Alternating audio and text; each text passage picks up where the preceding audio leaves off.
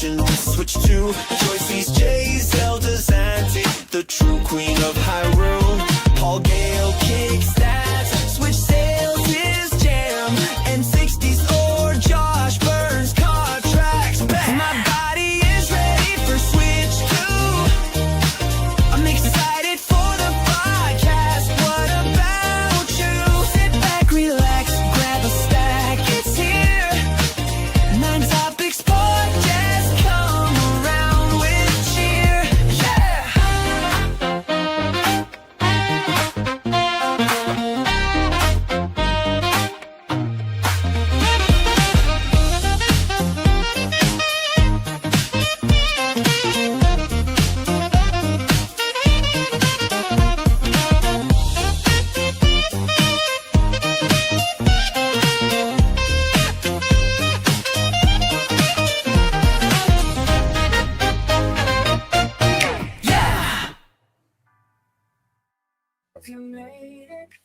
Welcome to the Name Topic Podcast. It is Friday, the best day of the week, and of course, you are here. The best time and the best place to end your week and start off your weekend on a positive note and a great note with the Name Topic Podcast with an all-star crew today. We have a special episode today. You guys saw the thumbnail, right? You're looking at the drinks we have here. The logos, I got the hat. Paul has an amazing T-shirt celebrating the 25th anniversary of Zelda. He got at the 25th anniversary, and N64 Josh looks like a character from Zelda, and he has purple in the backyard. So Ganondorf. Yeah. That's the calamity. The calamity. Tingle me. And we cannot have a Zelda podcast without our special co-host back here. Lily Hyrule is in the house with us today, my friend. So give her a warm welcome in the chat, and of course we're happy to have her back here talking all things Zelda. How you doing, Lily? I'm doing great. Thank you for asking. I hope everybody's doing amazing. And actually, fun fact, Monday is Thanksgiving for us here in Canada. So Ooh, yay, long weekend. Happy Thanksgiving. Yeah. That is awesome. And then going over to the queen herself, bow down, all hail the queen. Joycey, how are you doing, Joycey? Guys, I literally just got off work about 10 minutes ago, and I had to inhale pizza. You had to inhale pizza. Literally Yum, yum. inhale it. I'm sure it was good, but you know. No time to stop. Just go. No Like time Kirby. to savor. Yeah, I was totally Kirby with it. Nice. Absolutely. Speaking of Kirby, Oh.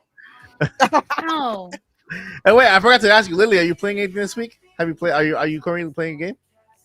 Yes, I'm playing. I'm still going through Silk Song, and the regular stuff. So I just started Metroid Prime Remaster because I'm building my way up to Metroid Prime 4 Beyond.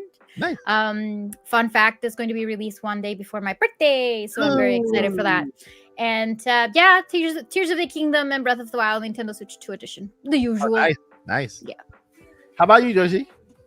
Got in some Mario Kart this week. Not a lot. I've been super, super busy, and my girls and I decided that we're gonna an impromptu book club happened. So it's a mystery thriller, and cool. I can't put it down. So That's awesome. That's awesome. reading got in the way of my gaming time. Reading Hey. is perfect. Reading is fundamental. Yes. It is. Yes.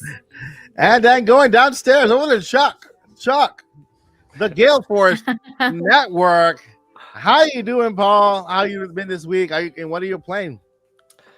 pretty good, pretty cool week. I just started a Hyrule Warriors Age of Imprisonment countdown series, which began yesterday. So we have 27 days until the release of Hyrule Warriors Age of Imprisonment. Yes. Pokemon Legends ZA, that series of shorts is wrapping up. We've got 6 days to go. Yeah, next week. And it's been pretty fun. And lately I've been playing Ghost of Yote, which is fantastic. And even though I already beat Hades 2, Uh-huh. I've been playing some Hades 2 post-game content, which is like, dude, once you beat Chronos, that's not really the end. Minor spoiler, but come on, that's not really a spoiler. And speaking of being spoiled, dang, Steak 1024, thank you so much for gifting 5 memberships to the channel. I really appreciate that. He gifted 5 steaks. 5 steaks. 5 steaks. And then we also got Pokemon Fan 34 celebrating 10 months on the channel. Ooh. Congratulations and thank you so much for your support. 10 months. That's awesome. Have a lot of Pokemon fans around. There you go. Heading over to N64, Josh. Josh, how you doing, man? And what have you been playing this awesome week? Yeah, I'm doing fantastic. The list of games has been extensive. I've been working my way through Sunshine for the first time, like all the way through. I've got up to probably I think I'm right about where I quit last time. Yep. And basically I was trying to be a completionist and I could not get one sprite and I got annoyed and I walked away from it. So back on that grind. Been playing Smash, Mario Kart World. Yeah. And sprinkling in quite a bit of Fortnite with my girlfriend. So it's been a fun week. That's nice. You guys with your girlfriends and boyfriends who play video games and stuff like that. I bought my wife a Pac-Man machine and it's still there collecting dust. Today is the 45th anniversary of Pac-Man. It is? Yeah. If you've been watching my shorts, you know. Wait. Because I'm not talking about Pac-Man. I'm talking about Miss Pac-Man. That's the 1981. Okay. Yeah, I see that's why I got it. It's a 1981 game. It's my birth year. Together with Galaga.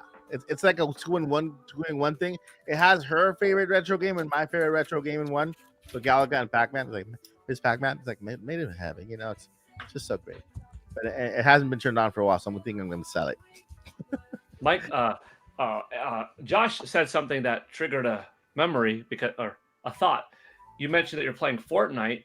Yeah. Fortnite's getting its Fortnite scare season thing. It's happening right now. That brought up Kirby, and then that's what also I've been playing, the Kirby update that came to Alarmo. Yep. Oh, that's true. That. Hey, you're playing Kirby in Alarmo? You can play games in Alarmo?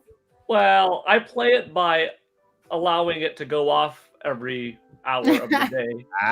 Okay. And I play it by turning off the alarm.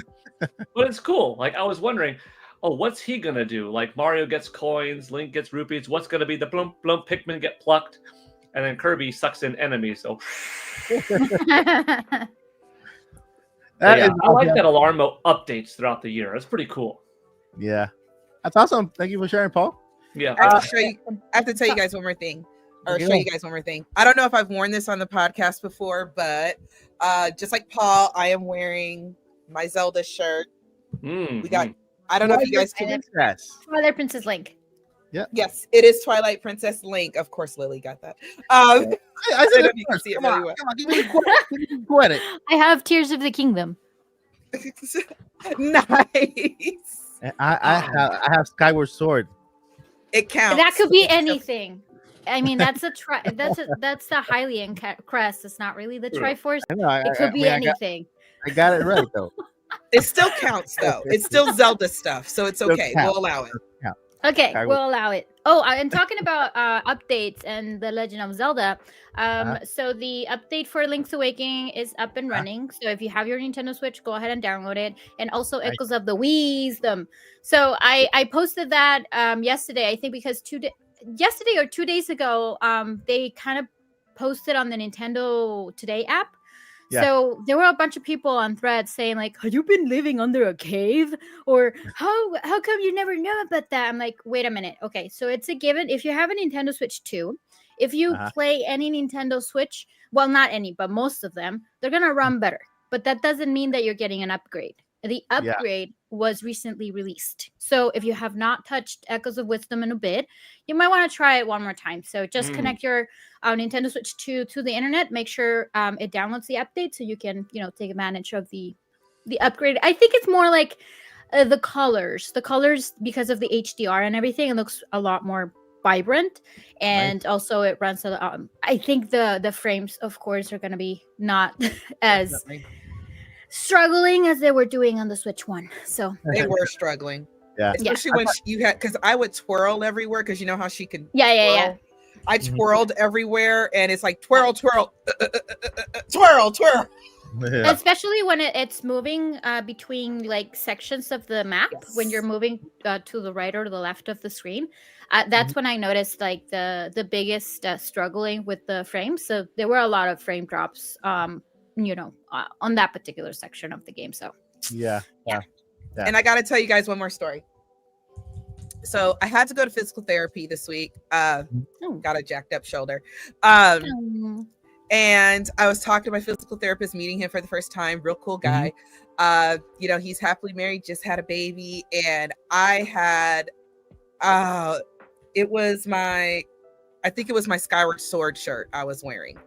I don't always wear them outside, but I did this time. And he said, "Are you a Zelda fan?" And then I also, out of my purse, I have my keychain hanging out that has Link on it, and that my lanyard that's Twilight Princess. And I was like, kind of everywhere. Yeah. I mean, like, I don't know how did you know that? I said, "You like Zelda?" He's like, "Oh yeah." I said, "I've always played all the games." He's like, "I'm more of an Ocarina of Time guy." He said, "But Tears of the Kingdom was pretty good. Did you play the last one, the Echoes one?" Okay, so you're a fan. Okay. Yeah. So how much money do I owe you? Here's a tip.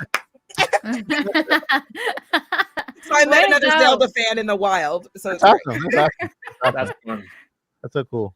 People that just recognize a shirt, and those that like are fans like you are, they're like, "Oh, let me tell you about my favorite." Like, that's fun talking. You can tell that they're fans because they improve upon just recognizing the shirt. They add to it. So that's awesome, Josie. That's awesome. Well, I spent a week from doctor to doctor, still trying to figure out what's happening, but we're improving. I'm feeling a little better. I got my medication going and all this stuff. And other than that, what I've been playing is man, I know I took a while because I was waiting for this game to come to Switch 2, but I'm sure it's not going to come to Switch 2 till next year, and I didn't want to wait. Expedition 33. Okay, that game is already being talked about, and by actors everywhere who want to be a star in the movie version of this game because the story is just incredible. It's like that type of story that how do they come up with this Hunger Game level kind of story or those type of crazy stories that like this will literally make a good trilogy, from and they're indie studio, so I have to even support it even more. But it's a crazy game. I'm still I'm not sure where I am in the game. All I know is I've been shocked more than I need to already, and roller coaster of emotions, and I'm like, man, I highly recommend it. It's on PS5. I think it's also on Xbox Series X and S, and on PC.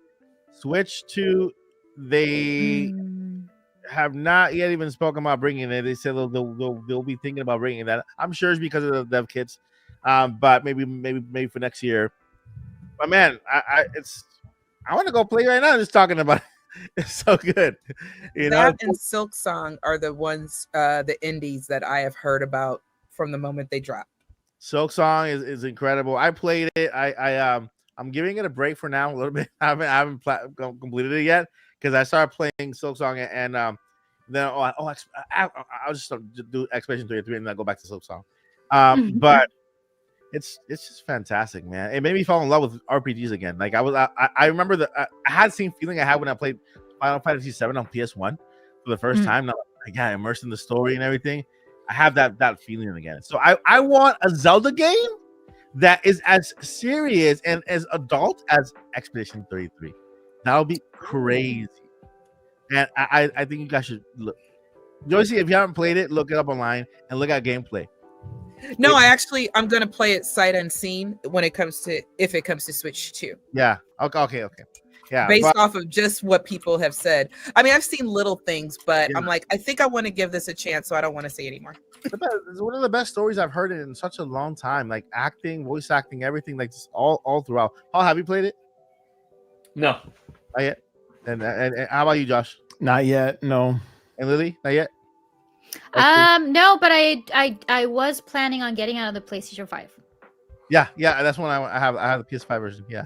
Yeah. So, yeah, highly recommend it. I'm not finished it yet, and I'm already recommending it. So, that It's is gonna that. take you a while. Yeah.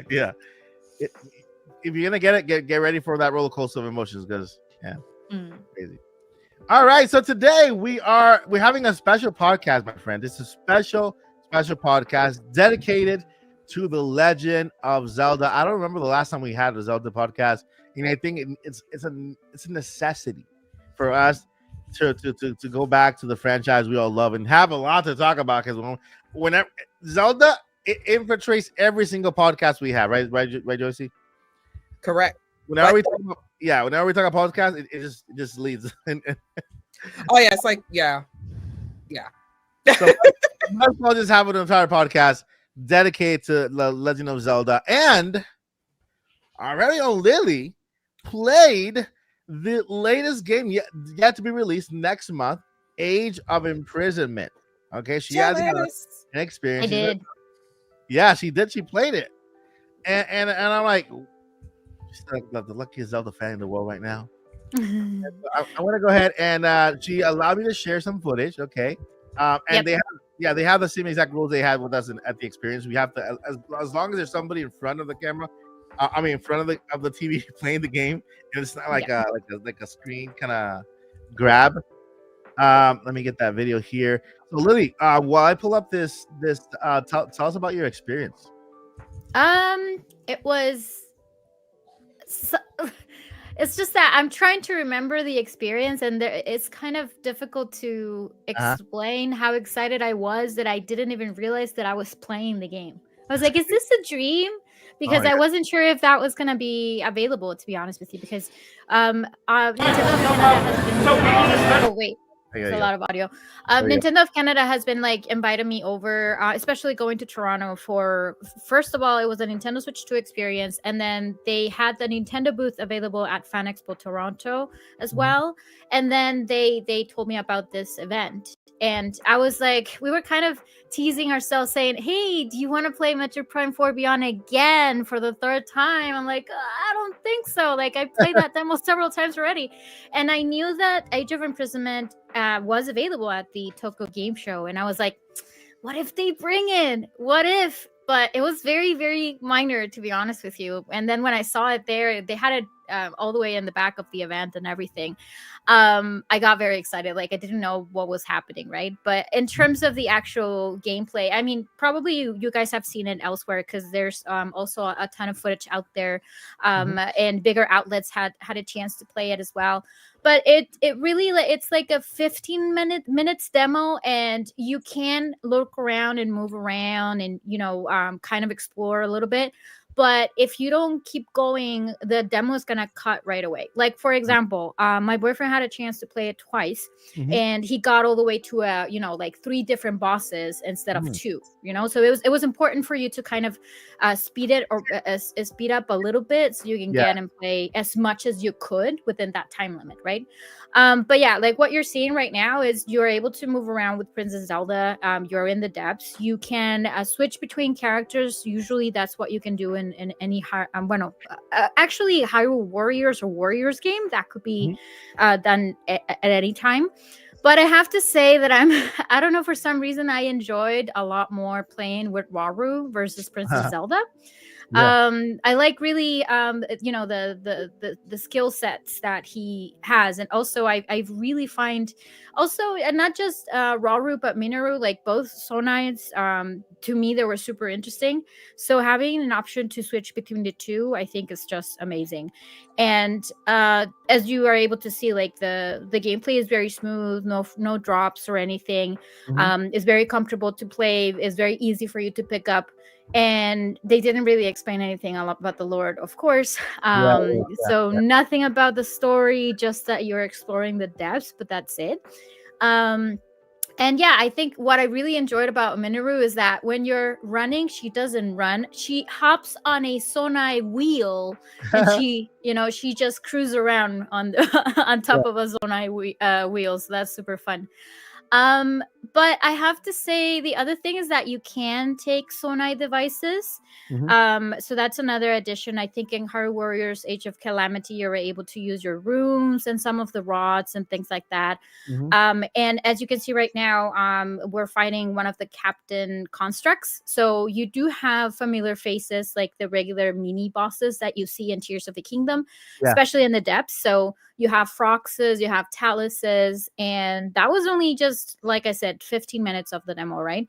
Wow. And but what I really, really liked is the new sync strike. So Mhm. you can do kind of pair up with one of the characters, and Yeah. you do a special kind of combo move Oh, called nice. the Sig Strike, which I was able to do it with Rauru Minoru and then Minoru and Zelda. So with Zelda and Minoru, she brings she's able to get the construct, like the big construct, and then Zelda hops on top of it, and then they kind of they're together and things like that, right?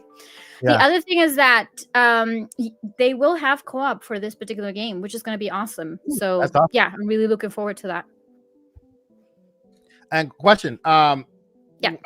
how much of the mechanics from Tears of the Kingdom transferred over, if any, to this game? Do you know? That is a great question, and unfortunately, I will not be able to tell because I was not able to play with Link. I know that Link is not going to be there, but there's a lot of speculations that that little construct that we have seen is Yeah. actually going to be Link in some sort of way. Yeah. But no, I mean, this is a Hyrule Warriors game. It's very different to what you're used to. In terms of the gameplay, right? So if you have played Age of Calamity in the past, this is going to be very familiar for you. If you have never played any of the Hyrule Warriors game, like I said, it's very easy to pick up. So I'm pretty sure everyone is going to be able to experience it the same way. So there's no and there's no any of the fusing mechanics or like that, right? Like when it comes to weapons and stuff. Not right now, no, not Yeah, so for the far. demo. Yeah, that's for the demo. Okay. Yeah. Because when you I'm play not it, sure if they will. yeah, it makes sense. Makes sense because the game is a lot faster than Yeah. Tears of the Kingdom. Tears of the Kingdom is an open world game where you take your time to do everything. Here is more like a story driven kind of more linear type of game, right? Yes. Well, also in terms of the actual story, when they initially started working with Age of Calamity, Nintendo said that it was going to be canon officially, but then Ah. they said it wasn't. I think that because people weren't really getting like the reception of Age of Calamity wasn't as great as they were expecting. But for what I understand, this time around, they did it part of the story. It's part of the story, so it is confirmed to be canon by Nintendo now. Like they have been working together with with the developers for quite some time, and they have been doing an amazing job, right? So this time around, it is part of the imprisoning, war, basically when all of that happens, and that's has the name, right? But that's we don't know much of it except for what we have seen in the trailers. Also, I do some of these Zelda tubers or the creators, they have hopes that we're gonna be able to use to use the character Sonia, Queen Sonia, because we have seen her on the trailers as well. But unfortunately, in this particular part of the demo, I was not able to confirm that she's gonna be a playable character. But yeah, like I'm hoping that this time around, the way that Nintendo is pushing this game it's going to have a better reception than Age of Calamity, right? So yeah, but of course I sense that the fandom is a little bit kind of divided, because some people are like, oh, I don't like it when when they split the story, and if I want to know more about the story, I have to play this game. And yeah, I kind of feel it's I wouldn't say that it's necessary for you to do so. If you want to know about the story, yes, but if not, you can go straight up with the Tears of the Kingdom. You don't really have to play this one, but you're really going to be missing out if you don't play it. Yeah, yeah, I agree. I agree. And any of the cast have any questions for Lily, or you want to add something for the age? Add to um, something you're looking forward to in this game, speculation, something that calls your attention.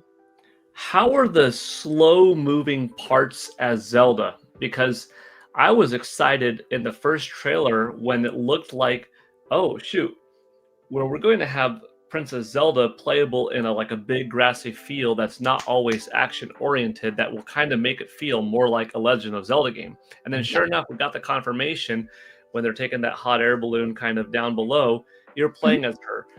In that moment, did the responsiveness, did the level of polish feel like, oh, this could be made by Nintendo?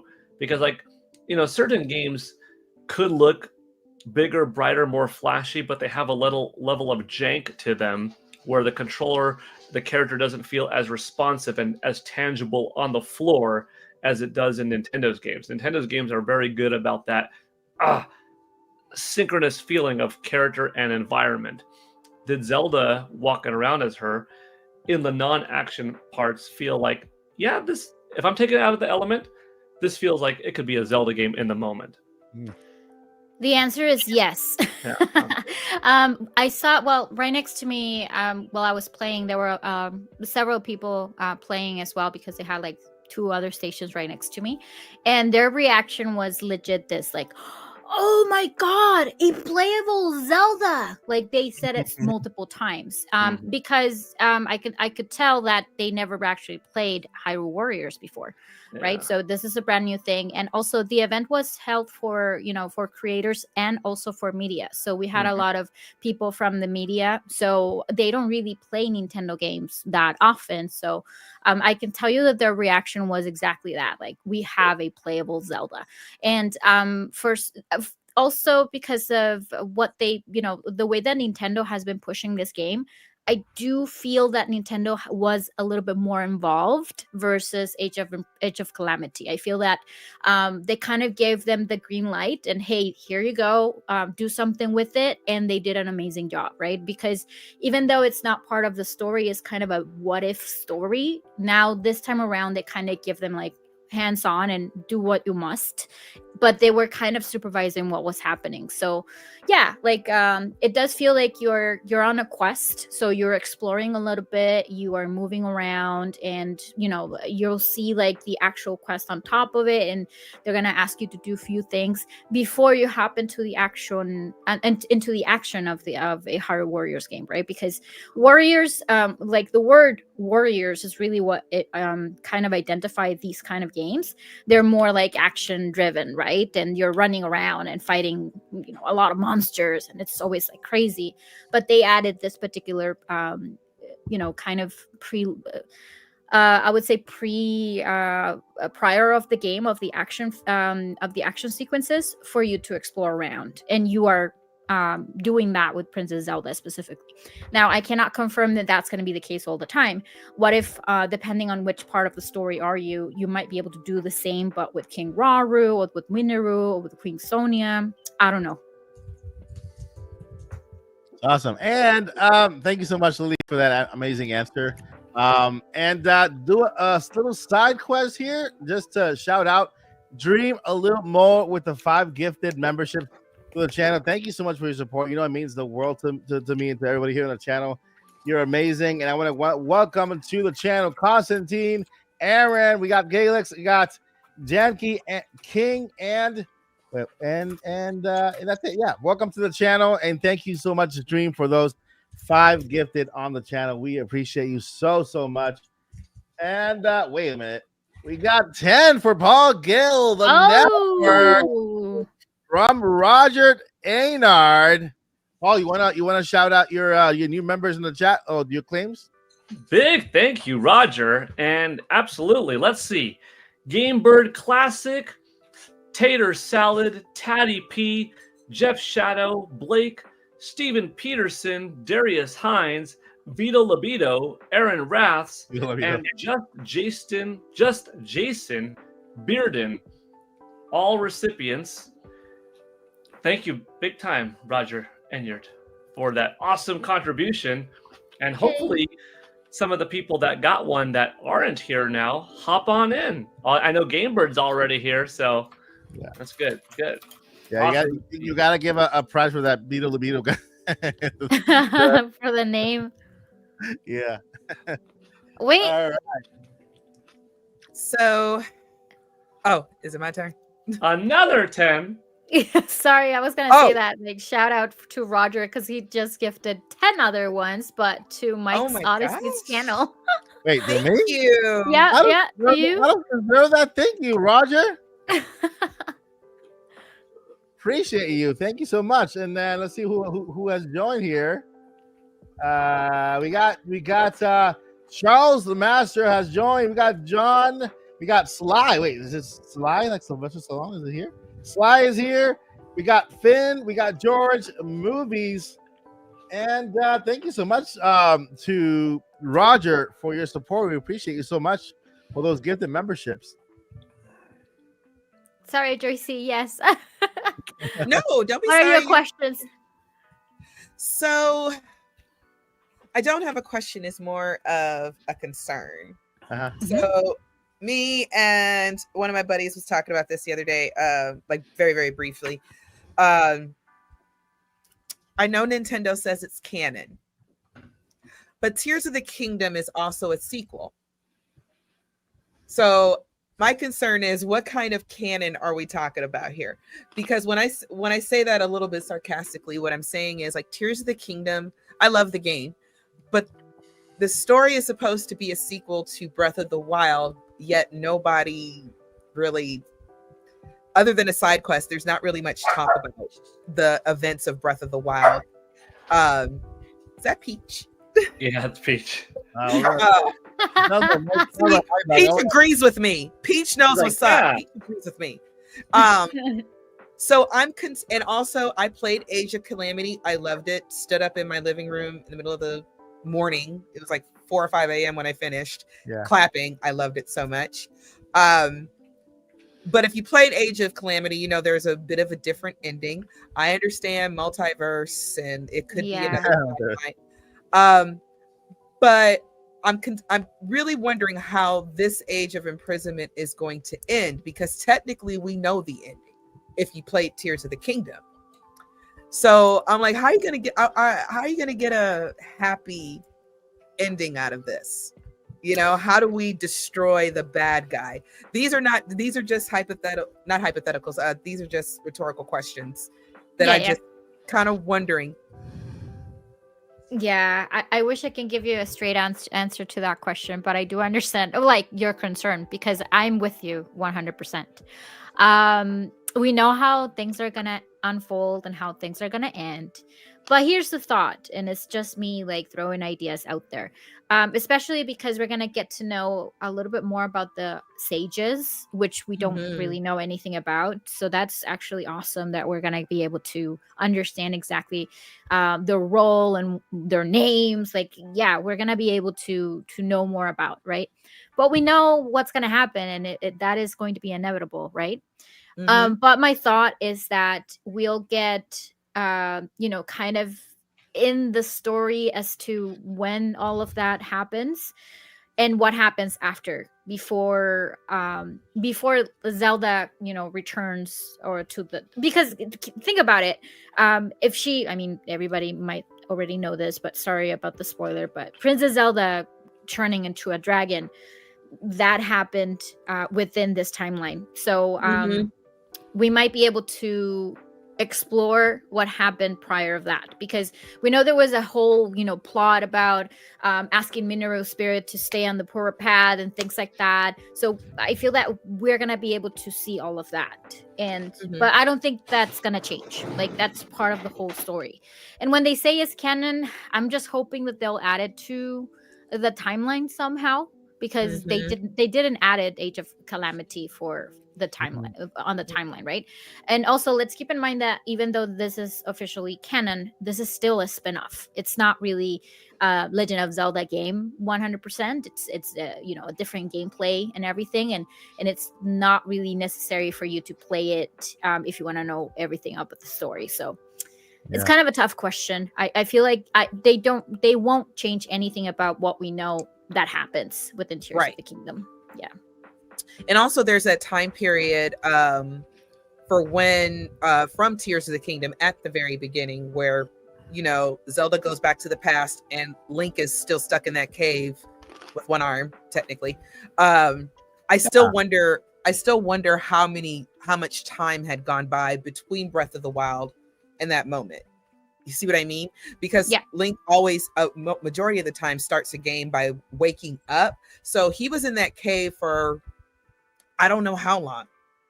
It seemed like it was a really long time because, again, if we're going to talk about canon Nintendo, nobody remembers Link except for Pura.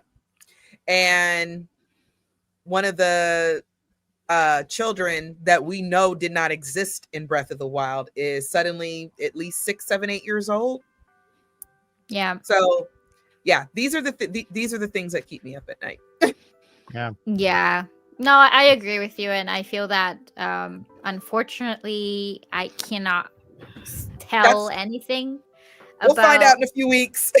Exactly. And the other thing is that I feel that just as they did with Breath of the Wild and Tears of the Kingdom, it's a sequel, but it's not. But is it really?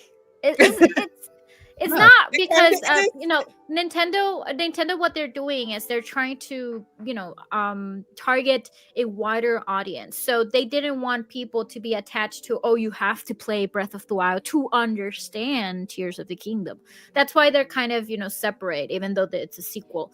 I have a feeling it's more like the, you know, Ocarina of Time, Majora's Mask dynamic, where even though they're a sequel, they're not really connected. It's just what happens after. So Tears of the Kingdom is the same way. I feel that it's just what happens after Breath of the Wild, but they're not connected. So I remember that usually, you know, friends or family or followers were texting me and hey, do I really need to play Breath of the Wild before I get Tears of the Kingdom? The answer is no. So I feel that Hyrule Warriors is going to be aimed a little bit more to, you know, kind of the people that really wants to get deeper into the story. So I think that they're going to do an amazing job as they did with Age of Calamity, but it's going to be more like, here's your cherry on top. You don't really have to play this. It's more like a spin-off versus the other thing.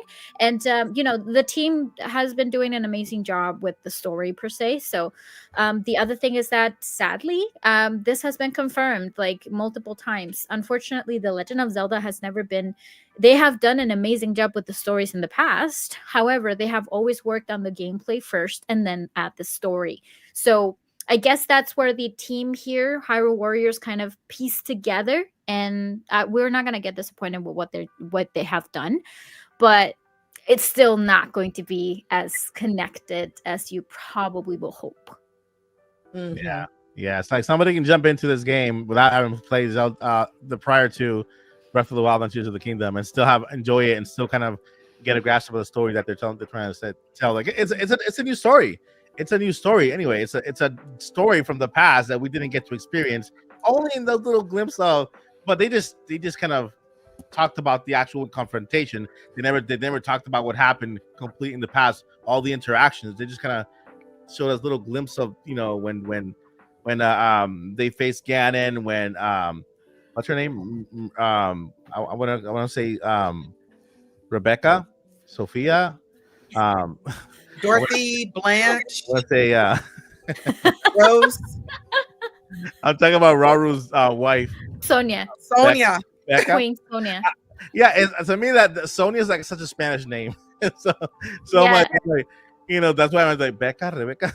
You know, Close enough. So I love the fact that it's still connected. We're gonna get to feel like we're playing a new game, but still feel familiar and know where we're headed, right? Yeah.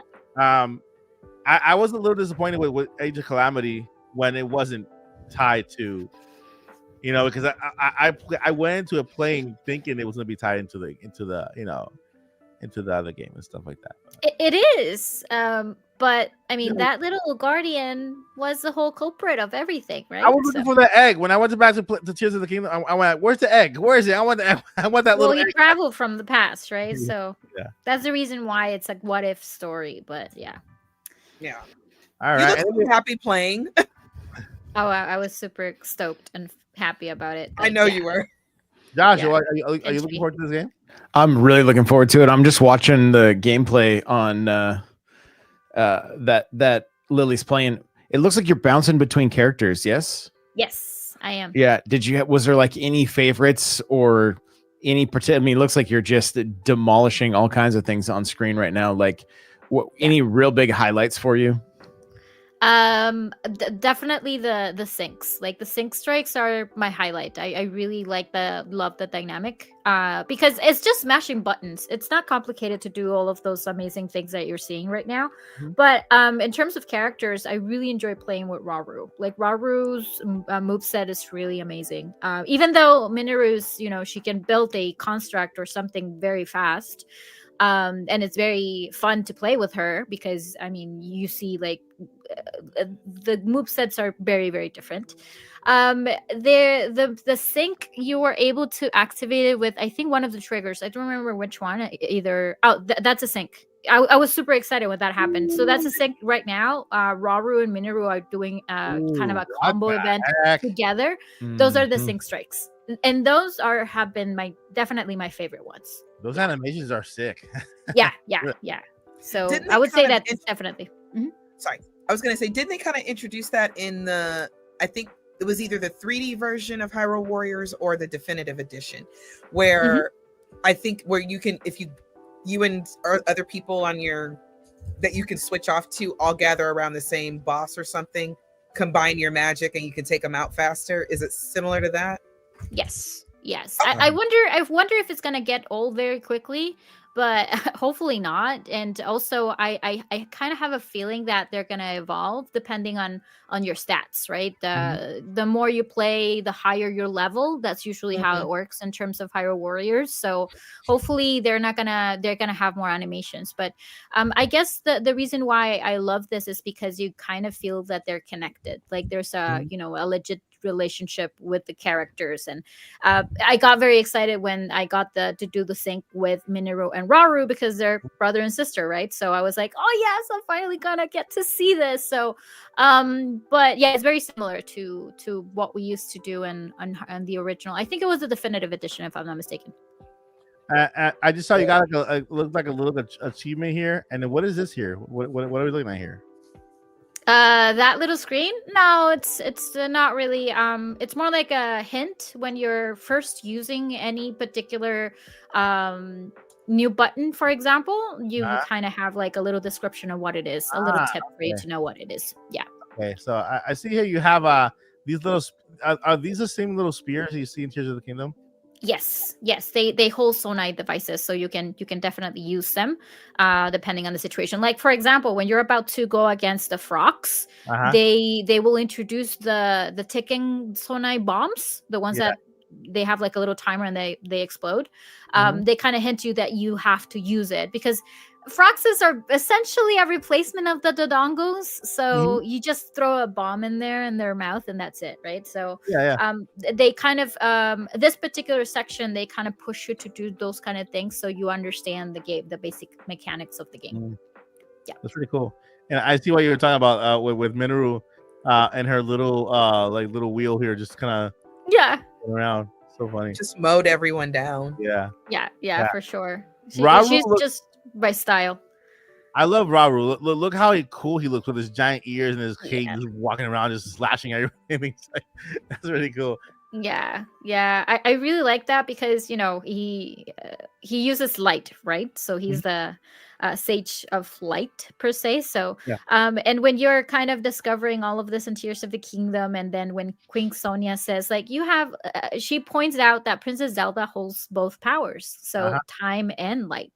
And that is because, of course, they are descendant from them, right? So, and Princess Zelda's moveset, I haven't really talked about a lot about that yet, but she does use her, secret stone, Demon King secret stone.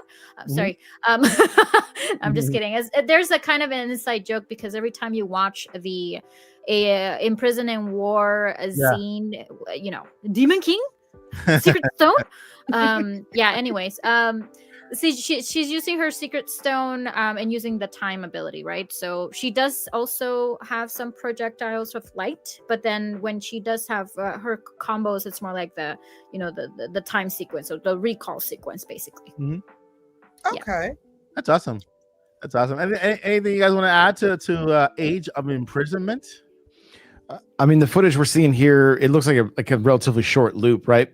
But was there like some just insane amounts of enemies on screen, and like, did you just feel like you were just give me that? These games are best at like really making you feel like you are incredibly strong, and you can, really not a lot can take you out. I mean, on screen right now we're seeing a handful, but sometimes there's just like massive waves. Did that demo include some of those massive waves? Unfortunately, I didn't feel that was the case. I do agree with you. Like I've been playing like pirate warriors, for example, for One Piece, and you see a lot of Marines everywhere, and you kind of see like 500 chaos or 1,000 chaos. It's like it's crazy. But no, unfortunately, on this particular scene, I feel like the depths are very small. Like that specific area of the demo was very small to contain a lot of enemies. So I think the most I think I saw like 300 chaos. I think that was the most that I was able to get. Which it's actually pretty low for a Warriors game, as Josh just kind of pointed out. Because sometimes there are so many enemies you can't really count. But this demo, not really. Yeah, because it takes place in the depths. So I'm pretty sure that when you're above ground, then you'll probably be a lot more enemies.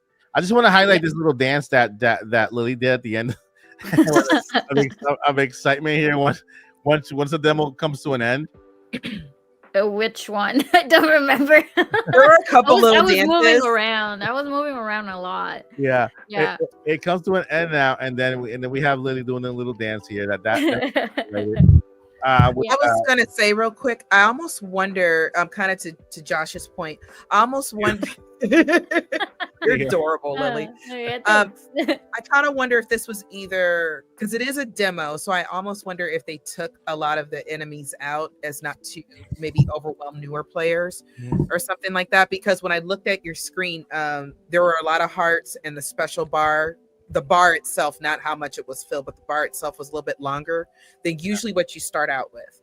So I think, like, again, what Josh was saying, I think this is just the demo version, but when you get the real version, it's usually like hordes of enemies, and you will have a blast taking them all out and seeing that 50k and everything else like jump up on screen. Yeah. Excuse me. Bless you. Bless you. Bless you again. Like, bless we, bless wild, bless. When we were playing Donkey Kong Bonanza, like Joycey said, could there be something else that's a hidden element that we haven't seen? Because when we played Bonanza back in April, there was no Pauline on our shoulder. Oh no, there wasn't even a rock. There wasn't no rock. So it was just him. Yeah. This demo very well could be just a little early sample. There's something else on the way. I'm sure there are. Yeah. Or it also looks like when you're not finished with the mission, but you've cleaned out like all the areas for a lot of hordes, and before they can, regain more enemies, kind of like when you first clean them out. That's also what it kind of looks like. Speaking of cleaning out, that's a good segue. The clean out and talk about our next topic here. The Legend of Zelda live action movie. If you've not been living under a rock, guys, it's happening. All right. And the good news about this movie happening is that since we're in October, there's only 2 months left in the year 2025.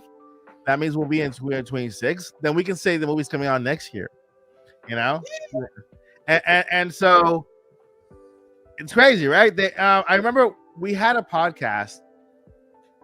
and we talked. We kind of hinted at the Legend of Zelda, and then I presented the information that I was given, and then that same week they announced the cast, those two actors for the Legend of Zelda live action movie.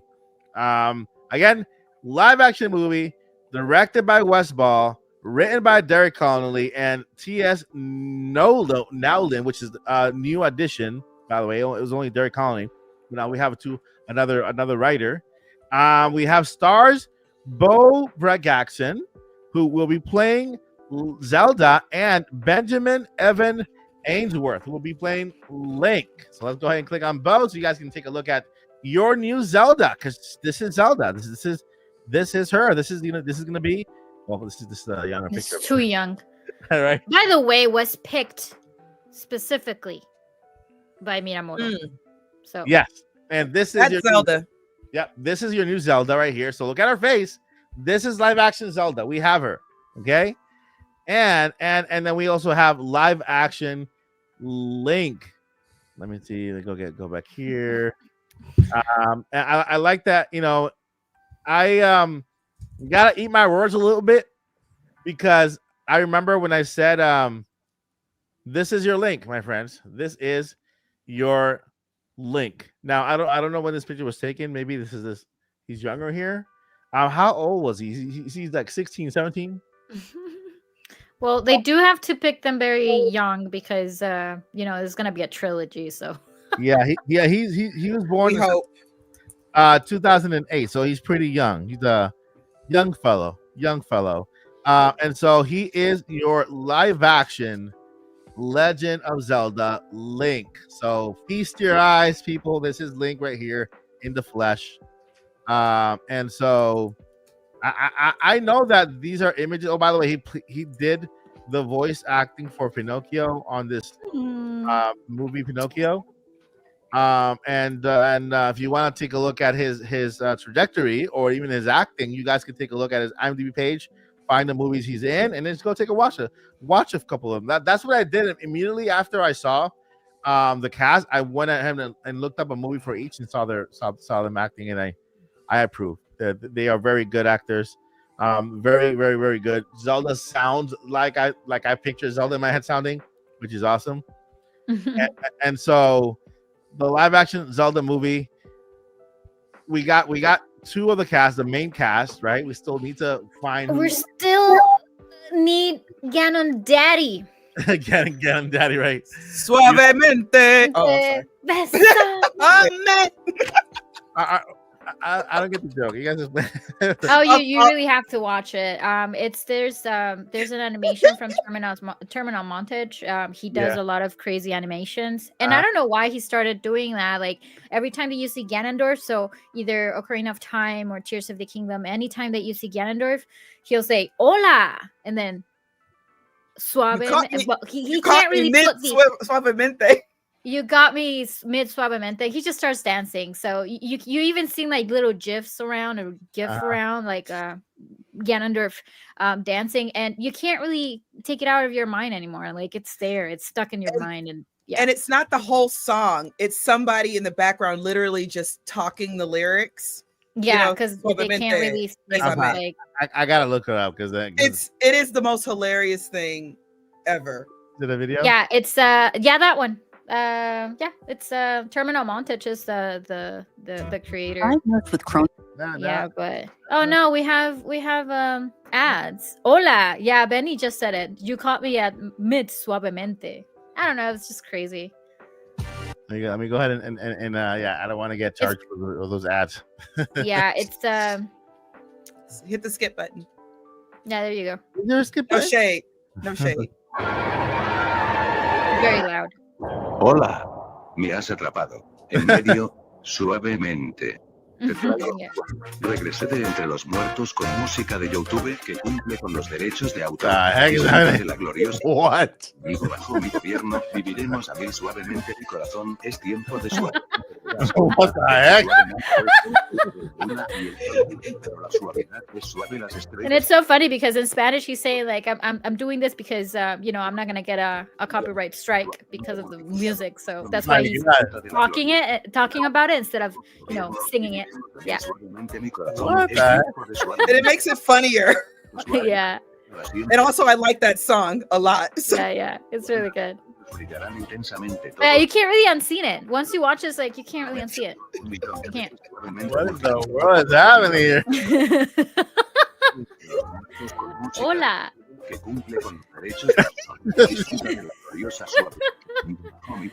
The glorious suavidad.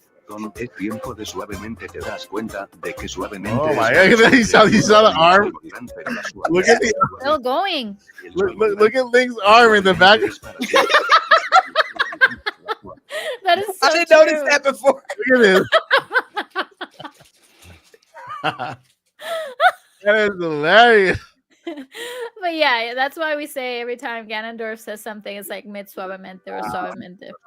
Es suave, las estrellas brillarán intensamente, todos sabrán Las suave. estrellas brillarán intensamente. That's so funny.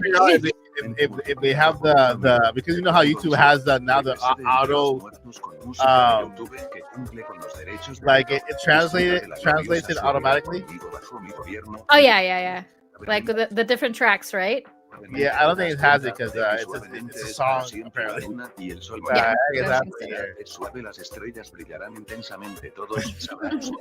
Okay, guys, I think we figured out how the movie's going to end. Link and Ganon are just going to have a dance battle to the death. That's how the movie ends, y'all. We figured it out, guys. Yeah, we got it. Look at that! Look at let's see what. Look at this part right here. Look at Link.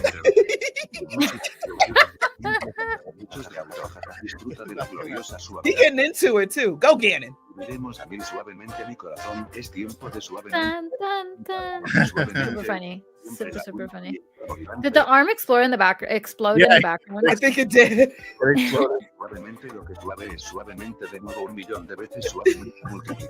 Suavemente un millón de veces. Suavemente 1 million times. He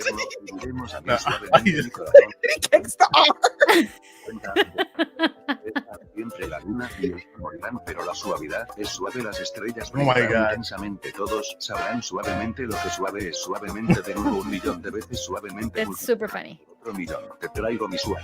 Regresé de Hola. con música de YouTube que cumple con los derechos de autor. Disfruta Yeah, de I think that's in the loop. It's Yeah. a loop. es Yeah, suave. I mean, I think it's in the loop. There's a whole actual video that basically takes you through Tears of the Kingdom. I think there's one for Ocarina of Time, Yeah. and I forgot the other one. But yeah, Breath of the Wild too, I think. Yeah, Breath of the Wild too, but we don't have Ganondorf in that particular game. But well, we do have the Calamity. But the other games, I mean, the other videos are more like there's something about Fire Temple or there's something about Water Temple, and it kind of makes a funny kind of joke about all the things that you struggle with on those temples in Ocarina of Time. So that in the Forest Temple is the one where they originally got the idea of this whole idea about suavemente, and I don't know why, but it worked. All right, let's with Gan here pointing at us. Let's do something fun. Let's go over. And each of us, let's go ahead and cast somebody that would be a good Ganon. Rule: you can't say, "Oh, I'll pick this one too." You have to find somebody and cast that person. Even if your person gets taken, find somebody and cast them as Ganon. Starting with Paul. What's that? Get an actor and cast Ganon. Who would you cast as Ganon and why? My same choice going way back to when we found out that we're getting a live-action Legend of Zelda movie, and I've got to go with Henry Cavill still. I think there are other choices that work. Plenty of different known actors that could pull it off. After watching The Smashing Machine, it reconfirmed that, man, modern-day prosthetics could go a long way. You just got to find the actor that could do the right job. But like turning The Rock into Mark Kerr, I'm like, that looks like The Rock, but it doesn't at the same time. Even when he shaved his head in the film, small spoiler, it's like, that looks a little bit more like The Rock. Not quite. Yeah. So I'm not that concerned about someone's total looks, although being big and muscular and tall would help. But if the person could act well, that's the main thing, I guess, followed by the looks. Because even looks, you could CG animate. I mean, look at The Hobbit or look at Lord of the Rings back in the day. They had the actors get shrunken down a little bit to play the smaller framed folks as opposed to the larger ones. So, like, all that's fine. Even CG dots that you could put on the face, that could morph anybody to look more like Ganondorf, right? You're going to have to do stuff like red hair anyways. So I think there are plenty of actors that could work. I'm also not opposed to an unknown, just kind of like, not to say that Zelda and Link, the actors are not known, but not known by me, not known by, I think, the vast majority of Hollywood. So if they go with another person that's relatively new for Ganondorf, that's going to be fine with me. Like, I'll trust them that they make a good choice. But I guess my choice based off who I know, I just like Henry Cavill in terms of height, acting range, able to play suave, sleek, cool, menacing, angry. He's got the muscular frame. And I think with a little bit of this and that, he could pull off this good-looking Ganondorf bad guy / cool bad guy at the same time. But yeah, I guess I agree. It's still Henry Cavill. Can he dance? He can. I'm gonna say yes. Cavill can dance. Yeah. Okay. Yeah, he can dance. So what do you think? What do you think, Joycey? Who's your Ganon? In my mind, I'm still gonna go with Joe Manganiello. He's got the height, he's got the build, he's got the nose. Just gotta paint him in green and ugly him up a little bit because he's fine. If y'all watched True Blood and saw what I saw, whoo child, where's my fan? I ain't brought the fan out in a while, you know what I'm saying? You know, just woo. But woo, child, that's a fine man right there. Types of reasons for people to go see it. Oh my god! I just joined Paul's team. Although when it's my turn, I can't choose it yet. I can't choose Cavill because Paul already chose him. But I found somebody who already did Cavill as Ganon. Let me go ahead and highlight it right here. And then who was your pick on, Joycey? Joe Manganiello. I have his picture up. It's on your wall behind you, isn't it? The poster. It used to be, but it got replaced by Breath of the Wild and Tears of the Kingdom. Yeah. There he is. So this is Paul's pick, Henry Cavill, and somebody put him in a red wig. It would totally look better than that. Oh, real quick, just side quest real quick. Hyrule Warriors, the OG one, that Ganon had the best hair. Lily and my lion. Okay. No, I agree. He had the best hair. Maybe he's born with it. Maybe it's Maybelline, but honey, he was. Maybe it's Maybelline. By the way, I've got to roll, so I'll be listening. Oh, now I'm sad, Paul. come on, Paul. Paul, is it me? Is it me, Paul? No, I can change. It's Friday night. You're all great. I'm gonna keep listening, but I've got to roll. But enjoy the rest of the conversation. I'm looking forward to hearing more. Good night, Paul. Bye. Have a great weekend. Bye. All right. So is this the actor you were talking about, Joyce? Look up Joe, and then last name I can spell it for you. Yes, I actually know how to spell his last name, child. He's fine. Joe Manganiello. I have a picture with him. by the way. MANG. Yeah. As Ganon. I do have a picture with him. Ganon. I got to meet him at it's Alamo. It's in LA. And there was a movie there. He's really sweet, right? Yeah, he's very nice. He's super nice. Yeah, he has the chin for Ganon. He has the nose too, but I think you can see it better from a profile shot. Like click on the one underneath. That's not exactly profile, but Yeah. You can make a good Ganon. But he's like 6'5" and some change, and like a little over 200 pounds. And I'm like, I'm telling you, paint him green and ugly him up a little bit, and dye his hair. Yeah. Do you see the vision? Yeah. He's actually playing Sir Crocodile in the second season of One Piece, by the way. And is he Yes. a good actor, which is the important part. He has to play Ganon. I think so. Okay. I think he's a good actor. I think he just hasn't, even though he was on True Blood. I mean, how long ago was that? Like 15 years ago now. I think I don't know. I think he's not, not to get controversial, but I don't think he's Hollywood's type. Okay. He doesn't strike me as somebody who's like, I'm willing to do a little, more than the average person. He's just willing to work hard. That's it. Yeah.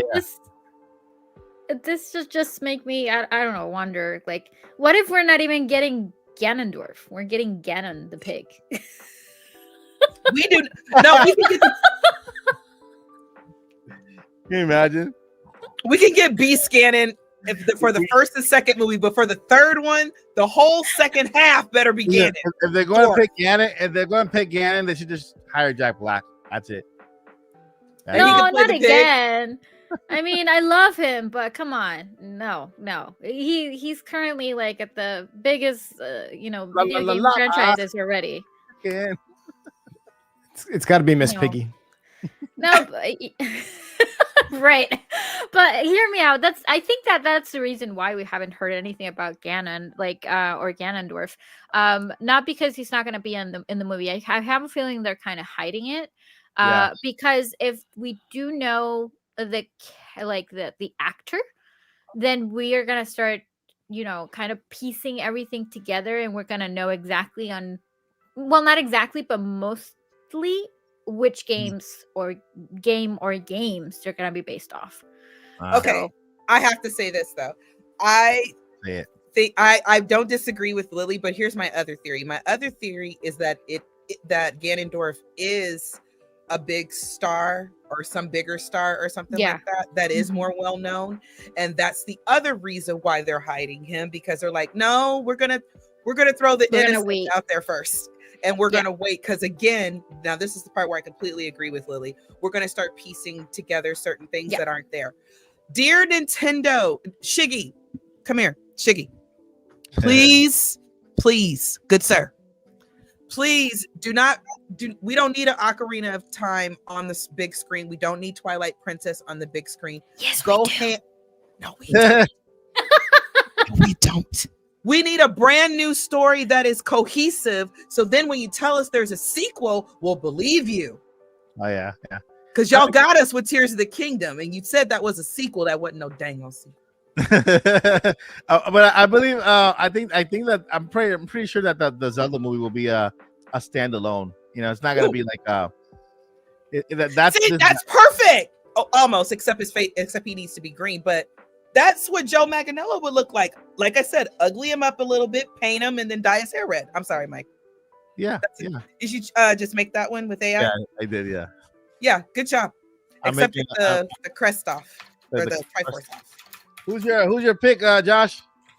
Sorry, So Josh. I'm not sure how to say his name, but he played the Mountain in Game of Thrones. Okay, the Mountain as Ganon. It's like Hafbor Julius Bjornsson or something like that, but I'm not sure if I said his name. I'm not sure. Mountain. In what, in Game of Thrones? Yeah, he's he literally is a mountain. He is massive. Gregor Clegane? That's the character in Game of Thrones. He weighed 404. He weighs 441 pounds. So Wow. It's a big guy. Can he act? I mean, he's good at being a bad guy. Let me okay, here's Mr. So you got yes. Okay. What's going on, Joycey? Yours is cooking right now. Joycey. Josh, yours is cooking right now. It's in the oven. Oh, gotcha. Okay. I was looking up the Mountain because I haven't seen Game of Thrones in a few years. I'm like, yeah, I can I'm kind of looking at see this guy. it. I can kind of see it. He is huge, and he would be very, very scary, towering over Link. Here's chat's choice. See, that's too sexy for me. No, Jason Momoa. Let him go play in the sea. And But he looks like Ganon, though. No, Looks like Ganon. because he doesn't scream.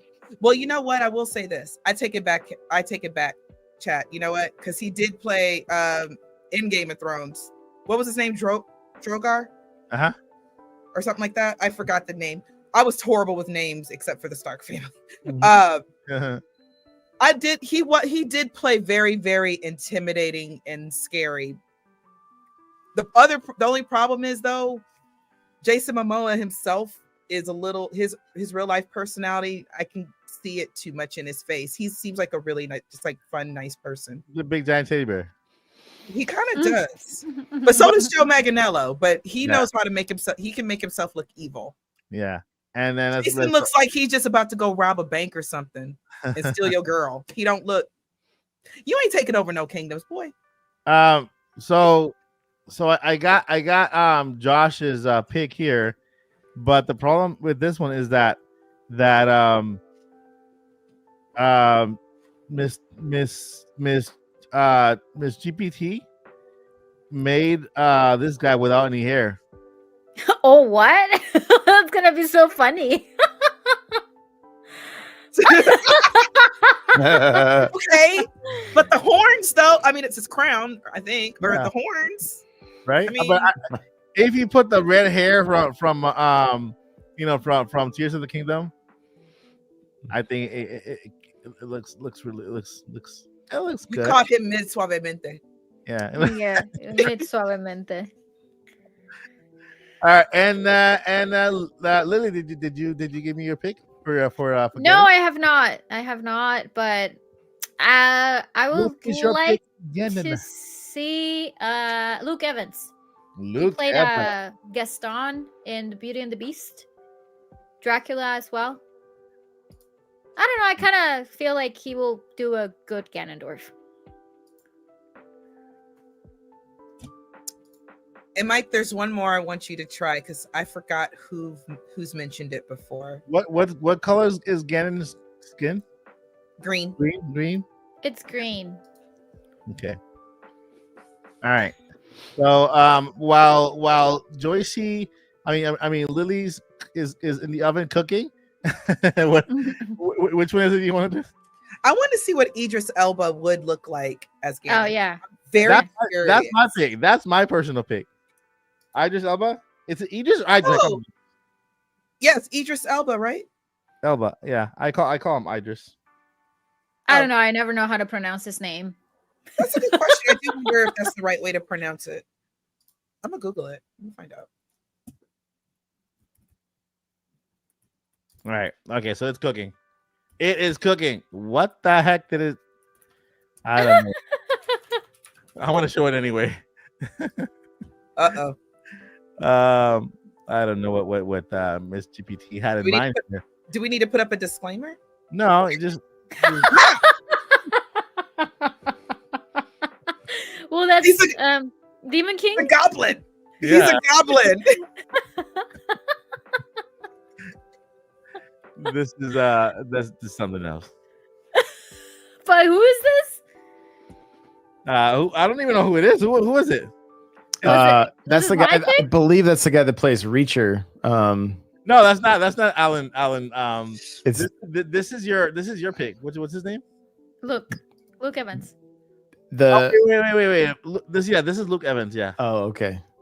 Yeah, Luke Evans with I don't know why he with The hair is better though. Yeah. It's not even hair. It's fire. Yeah, that works. We could go with fire. Burning up. Ganon's daddy's hair was fire. Yeah. Demon You're King. right. Secret Stone? Mr. Demise. Yeah, Demine's hair was fire. Yeah. To me, that's the best. That's the best boss battle I've had so far. It's just because Yeah. okay, another side quest. It's just the way that when you first really meet, when you first get into the big sky Yeah. water ring, and Demise is kind of just like raising up, and then that whole shot is just Yeah, it's a build up. perfect. I think it's the build up to Demise that kind of like made it super epic. Yep. Agreed. Yeah, except when he tells you, oh, by the way, go stock up on potions and get your shield fixed and everything, and then come meet me over here. That's the only part that kind of broke it for me. I was like, don't tell me to go prepare myself. That's smug. He's super confident about himself. Like, hey, you're not ready for me. Okay, I'm gonna look at it that way from now on, because that busted it for me. I was like, you're supposed to be evil. Just take me down. What are you doing? Don't tell me to go get a red potion. Yeah. All right. Cooking now is Idris Elba as Ganondorf. Josh, I apologize between me and Lily and Zelda. Yeah, so sorry. No, We love it's all you good. very much. It's all good. I love it. Oh my god, what is this? Okay, like Oh my God. next question goes to Josh, and he gets like 20 minutes. Yeah, he'll get No. 20 minutes. No, it's all good. It's all. I'm having a good time. Oh, by the way, Mike, Quicksilver just donated on my channel, and he's asking about Alan Richson, There you go. Smallville. Yeah, there you go. Oh, Thank you so much for that super chat. Do me a favor. Leave Alan Reacher alone because this guy's my Batman. Okay, he's gonna be Batman and James Gunn's. He can't do James both. Gunn's- What happened? He can't do No, both. no. Leave Reacher alone. Leave my Aquaman alone from Smallville because he is gonna be Batman and James Gunn DCU. He can't be tied up to a trilogy like Tears of the Kingdom. Maybe he can be a Tingle, just and just do his thing. As long as he's hot Tingle. I'll Tingle. But Yeah, Reacher, Tingle's Reacher- only hot in one game. yeah, Alan Richardson is his name. I just call him Reacher because I watched it on Amazon Prime. But Can you look him up anyway? Do it for the super chat. okay, I'll do Do it. it for the super chat, yeah. Let's do it. Okay, But no, y'all, the answer is no, Quicksilver. No. As what? As Ganon? Huh? As Ganon? Yeah, he was saying as Ganon. Okay. Yeah, because we were talking about that. Okay, but Leo. Idris Elba, I'm kind of feeling this a little bit. Yeah, I am too. I'm kind of digging that. It's horrible. Look at his locks. He looks He horrible uses head because of and what? shoulders. There's the hair, like the locks of hair. Looks like a combination of what's his princess from Disney with the red hair? The Little Merida. Mermaid? Merida. Oh. I thought for some reason in my mind I thought you were gonna say Disney, and I was like, oh, the Little Mermaid. Ariel. She's a redhead. I'm sorry. I worked 12 hours straight today, y'all. I am not okay. You got this, Joycey. Ah, Yeah. I almost called in sick, and then I was like, wait, we're talking about Zelda. Yep. I can't go. I can't call in sick. Vinny. Okay. Now, All right. boo. We have Alan Richardson cooking right now in the oven. Let's see what Miss GPT cooks out and pops out the other end when it comes to Alan Richardson. But I want him for Batman, so he can't be too busy. And so anybody else you guys want to cast? Chris Pratt, Chris Pratt as Ganon. Ganon? Try it. Let's do it. Let's do it. No, it's just this is a very tricky situation because Nintendo kind of took the safe route with the cast that they got for the Super Mario movie. So for this particular one, I mean, they're kind of risking a little bit because they're risking going live action. That's first, because I feel that they have an amazing partnership with Illumination right now, and having a Legend of Zelda animated movie will have been like the most logical thing, but they went all in with live action. And if they're going all the way in with live action, I think that they really need actors that are a bit more well known. I think for Zelda and Link, I'm okay with. Like, I love the pick, but I don't know. I feel like they might need that, to kind of get people to watch the movie. Oh So no. she'll see. I think Ganon needs to be or should be a star, somebody that we know. Yeah. Not Chris now- Pratt though. No. I was just trolling. Listen, Here's a good hypothetical though. What if, and of course I'm pulling from my own, Zelda script that, whatever. Yeah. If they have a queen, so just in case Link and Zelda get some parents, Mhm. I know who I'd want Queen of Hyrule to be, other than me. And that would be Charlize Theron. Charlize. Charlize Theron. Actually, it's Charlize Theron. Turn. She looks like she could be Zelda's for real mama and be Queen of England. Good Lord, Queen of Hyrule. Mhm. If they get parents, and I'm like, I've always thought Charlize would be perfect for that. I'm upset She has the regal look and everything. Why are you upset? Now, because look at this. Look at this. Goblin. That's Ganon. It looks like more like That does not look like Ganon to me. his That looks eyes, like his menacing eyes. Because Reacher, he has those kind of like like tiny baby little beady eyes. That kind do of better, Chat GPT. Yeah. No, but actually Quicksilver did mention that one out. He called out that he's very menacing. That's why you're upset, because he looks good as Ganondorf. Yeah. No. Yeah, he just needs the the hair and stuff like that, and I can see him as Ganondorf. But I don't want the green goblin. Yeah, that's like No, he looks like he could be like king of the bokoblins. Yeah. You know what? We Agree. could go with that. King of the bokoblins. Goblin. Yeah. That's his role. Yep. Agree. The bokoblins. All right, and we're generating the last one. This one chat asked for, so we'll generate this last one.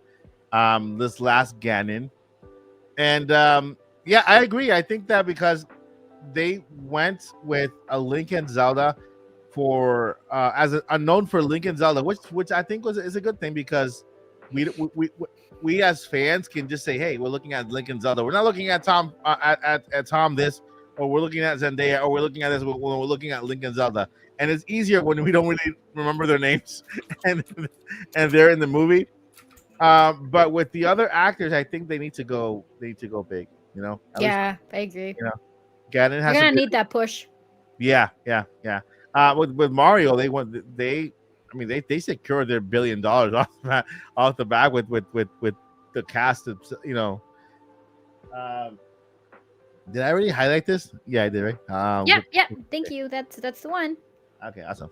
Let me go ahead, and we got Boo Mini, AI Jason Momoa, AI Jason Momoa with green face and red hair. Okay. Let's get that.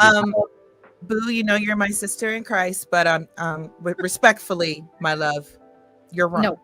But I love you very much. Here we have Mr. Jack Black. Oh no. He's Bowser already. No, let him be. Peaches. Exactly. We caught him mid-peach. Pitch. Yeah, got it. Yeah. No, this is insulting to Ganon, and he's the bad guy. And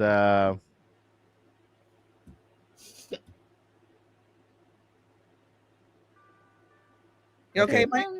yeah, Dun. he's Jack Black is cooking. Okay, that's what.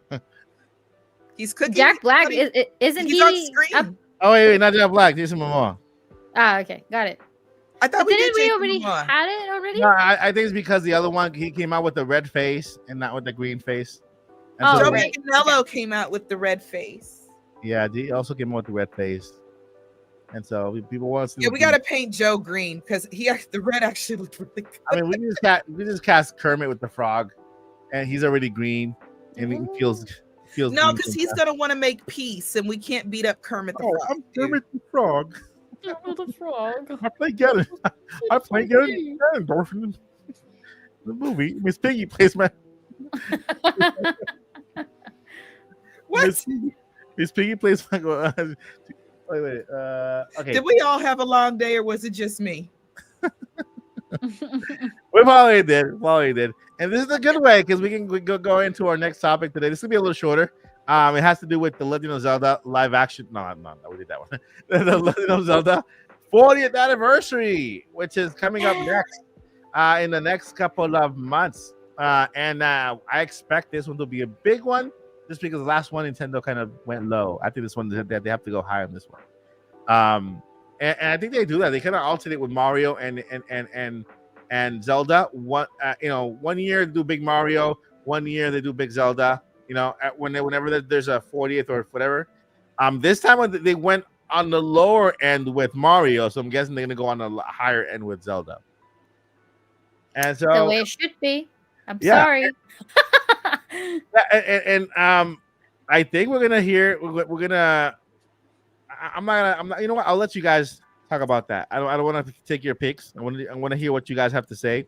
What are you? Okay. February is here. The Legend of Zelda 4th anniversary is around the corner. They just announced on a Nintendo Direct 1 hour of a Nintendo Direct because guess what? The first part is going to be dedicated to the Legend of Zelda live action movie. Legend of Zelda, period. What is in that announcement, Lily? Why me? No, I'm just kidding. They'll definitely throw a teaser of the movie. Mm-hmm. We're definitely gonna get that. I'm seeing very feasible that we might get a collection game, and I have high hopes that they're building or they're cooking something for Twilight Princess. So, and the theme park, yeah, I want Hyrule in real life, please. Thank you. Yeah. Thank you, Nintendo.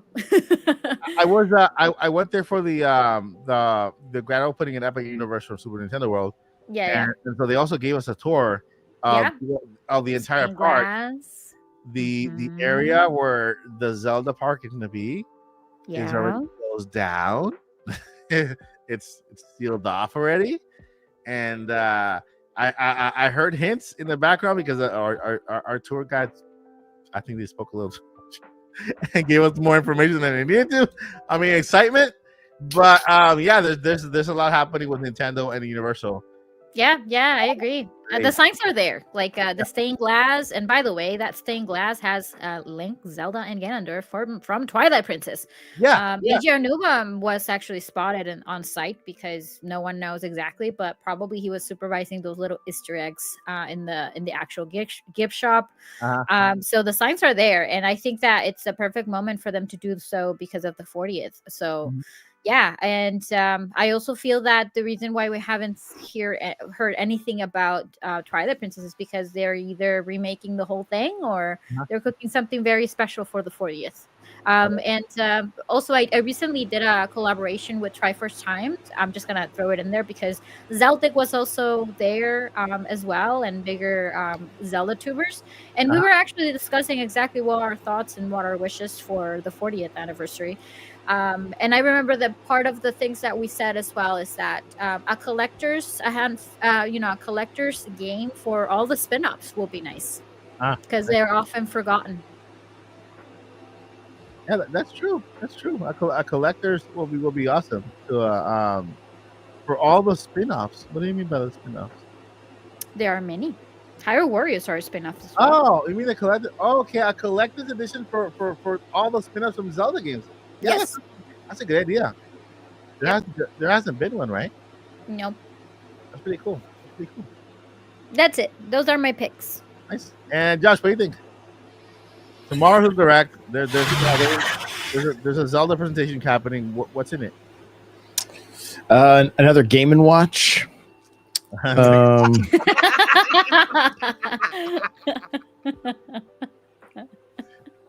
And if you're serious, we're laughing with you, not at you. I mean, if if we're gonna go with like what could potentially be some low hanging fruit, if it's the 40th, remake the first game in the art style of Link's Awakening and Echoes of Wisdom, Nice. I like that. and then add, give a little more, like, just add a little bit more to it. You know what I'm, just spice it up a bit. I think that would be great. I know everybody always goes to Link to the Past because it is, I mean, it's so much more, right? But I think the first game could be pretty special in the right hands. Like, not that it isn't already, but In my hands. there you go. Yeah, but I would love to see that for the 40th to have it be the actual first game. Yep. I do want to throw in there something because The Legend of Zelda, when it was originally created, of course, Miyamoto was kind of based off of his adventure as a kid. Yeah. And there was this small group of people who got a chance to try The Legend of Zelda for the NES. But they were doing this QA, or kind of testing. The little cave that you see where you get the sword wasn't there in the past. You had the sword already.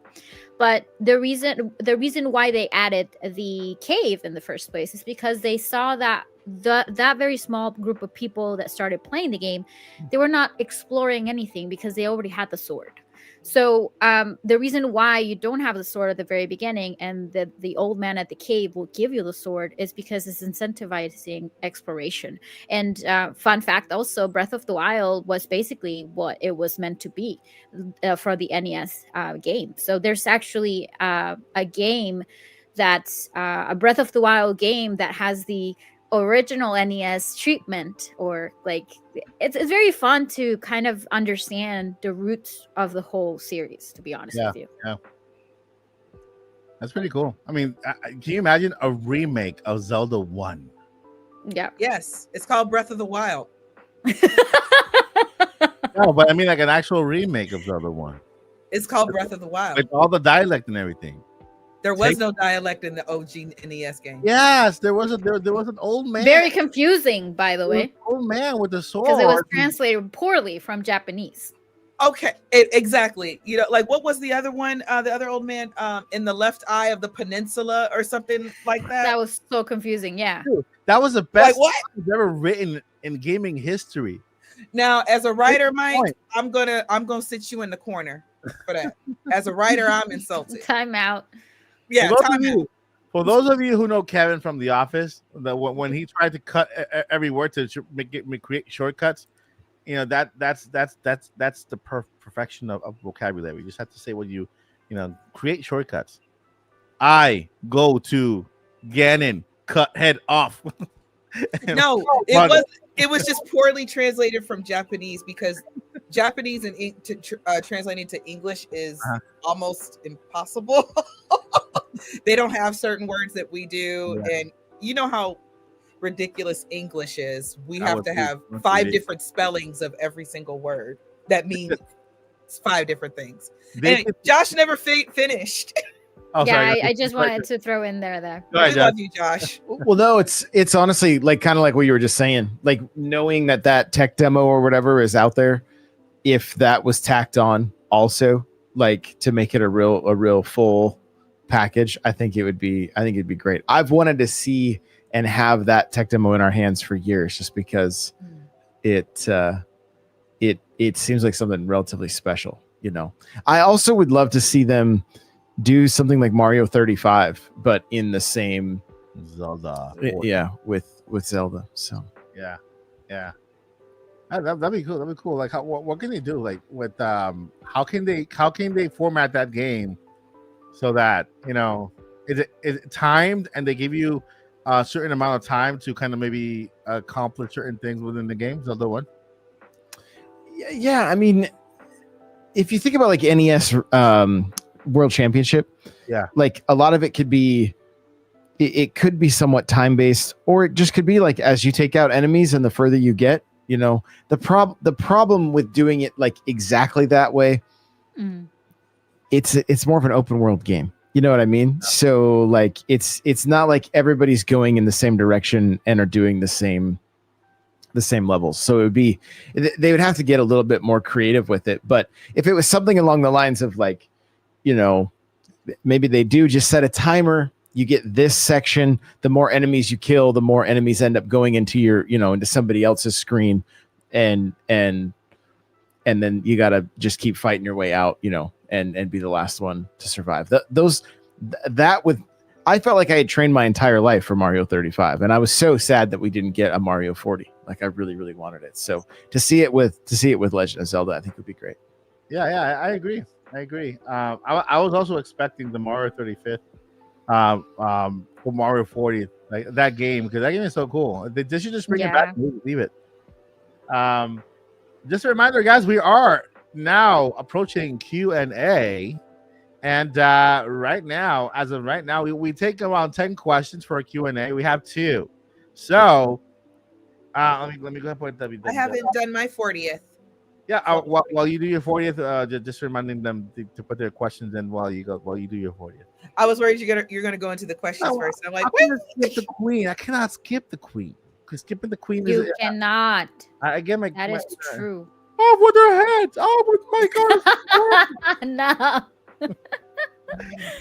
All right. So while Joycey talks about her Nintendo Direct Zelda edition, you guys can go ahead. You guys can go ahead and start asking your questions so that we can go ahead and highlight them. We only got 10 slots, and there are 8 left. Actually, there are 7 left because somebody asked a question. But 3, 2, 1, go. So seriously though, off with your head for saying the OG NES Zelda has some of the best lines ever written in the history of gaming. The only ones I can remember. If nothing else, we gotta throw you in the dungeon for that one, Mike. Seriously though, so in my mind, the perfect Zelda 40th actually would be Twilight Princess completely remade from the ground up the right way. And similar to the tech demo from 2011, the Wii U tech demo. E3. Thank you, E3. Thank you, dear. Yep. And if Paul were here, he would agree with me because y'all have heard Paul and I say this a jillion times. And then they would tease the actual next Zelda 3D. Okay, they would just tease it. Like that's it. It's just a little tease. Just as they did with Tears of the Kingdom, like it's the sequel of Breath of the Wild now in development. There you go. I mean, that's enough to fuel at least 3 years. Yeah, it's gonna fuel us. Yeah, for sure. And then we get the full 30 seconds. Let's do it. No, wait, this is my dream. 1 minute trailer, teaser, whatever, of the Zelda movie, and they even drop a title. Still don't know who Ganon is, but we get a title. Now here's what's probably really gonna happen. Yeah. They're gonna mention Link in Zelda. They might, if the rumors are true, and since the rumor is technically like low-key Enuma, we'll either get a full reveal, we'll probably get a reveal or tease of Ocarina of Time's remake. And if they do, I'm going to be on everybody's podcast, regardless if they invite me or not. I'm just going to break it and tell everybody if it's trash or not. Because I'm going to be tough on Ocarina of Time. I'm going to be very, very tough on that. We'll probably get more information about the Zelda movie. I don't know if they're going to drop a trailer or tease or anything of that nature. One thing I will say about Nintendo, when it comes to Zelda, they're a little weird with what they like to reveal and stuff. They don't really, between games, it's between them announcing games, it's almost kind of like low-key, like Zelda doesn't exist in a way. Like the fans talk about it, but Nintendo doesn't really talk about it. And because regardless, they're always going to talk about Mario no matter what. But in between games and interviews, don't really hear about Zelda, which is interesting. I think that's really going to be it, because in my personal opinion, and this is just me, I don't think they did great with Mario's 40th this year. I'm always going to say that they should have had, at least if they weren't going to release it, reveal the next 3D Mario, that should have happened at one of the big general directs this year. So Yeah. I don't have a whole lot of high hopes for the Zelda 40th.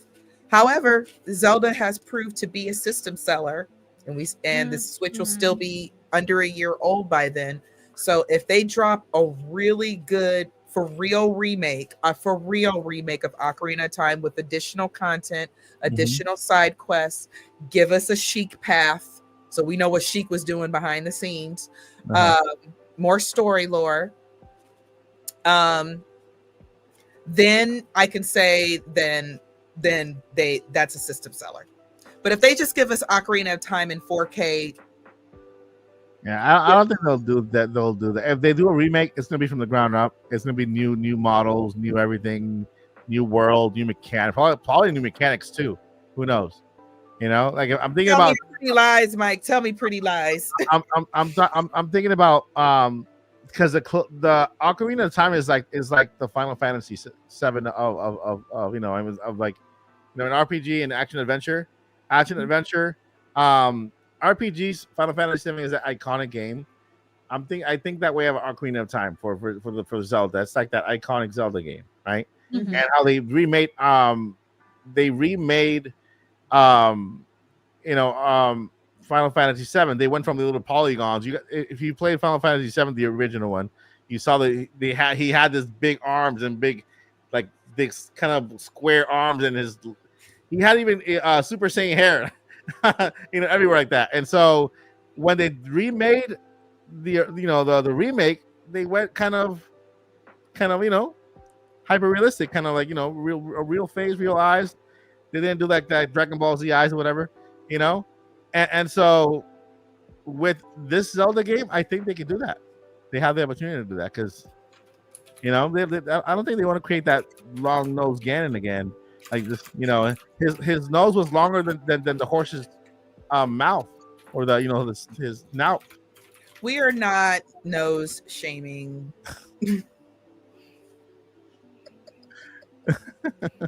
I need to go to bed. You're good, Joycey. Don't worry. I was gonna say something. Oh yeah. I was going to throw something crazy out there, and hopefully that's gonna be the case. But if we get now that we are talking about Ocarina of Time, and also I kind of thought about when Gresso did the remaster of Ocarina of Time and all that kind of stuff. I just wish they can bring like the Nintendo DS and 3DS games, because we have for example Phantom Hourglass, we also have Spirit Tracks, we also have A Link Between Worlds, which is officially the sequel of Link to the Past and everything. So if they can bring those back somehow, probably through Nintendo Classics, that'll be amazing. And I don't know, everybody might think that Zelda 2 is not a good title, but I know it's very hard and it's very, you know, very different to what we're used to, but that actually was a good game. Like in terms of if they do something way better compared to the way that it was developed back then, I'm pretty sure they can come up with something really, really, really cool. A remake of it would just, with those few little tweaks, that game would be fine. I agree. Yeah, something like that. I feel that they can definitely do something like that, but I have mentioned this before. I mean, I've never seen Nintendo in the past, you know, kind of talk about a lot more about the graphics, and I feel that that's kind of the selling point for the Switch too. And if that is the case, they definitely need to do a remake of Twilight Princess, because I feel that that's the closest that you'll get to something more realistic. And if they're really throwing everything in terms of graphics and how powerful the Nintendo Switch 2 is, then give me a remake of Twilight Princess, please. Yeah. And do it the right way, Nintendo. Yeah. Ground up. Do not use anything from the original game. Yep. All right. I think that's a good segue. Oh, we got Quicksilver with a 5. You want to read it? Yay. Thank you so much. Should we? Go ahead. Oh, okay. Should we expect small glances of the Master Sword Hyrule and the minions of Ganon in the trailer? Yes. I guess the answer is yes, especially with the Master Sword, because remember that in the newer games with the selling, Breath of the Wild was it? I think the biggest so far. Tears of the Kingdom not so much, but the Master Sword is iconic. So Triforce wasn't part of it, so I wouldn't be surprised that we don't see much or we don't hear anything about the Triforce. But the Master Sword is a must, definitely. Yeah. Minions of Ganon, probably. Yeah, I see it happening.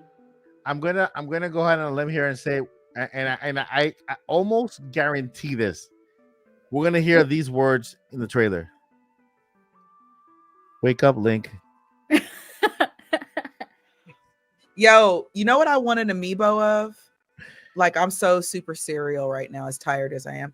I want Link, not Link. I want Ganon, like for real Ganon on his horse, and I want that as an amiibo. And yes, I will pay $60 for it, or $50 or however much they. I have a horse and I have a Ganon. I can put it. I can. No. It has to be Ganon's horse. Ganon's horse has a distinct look.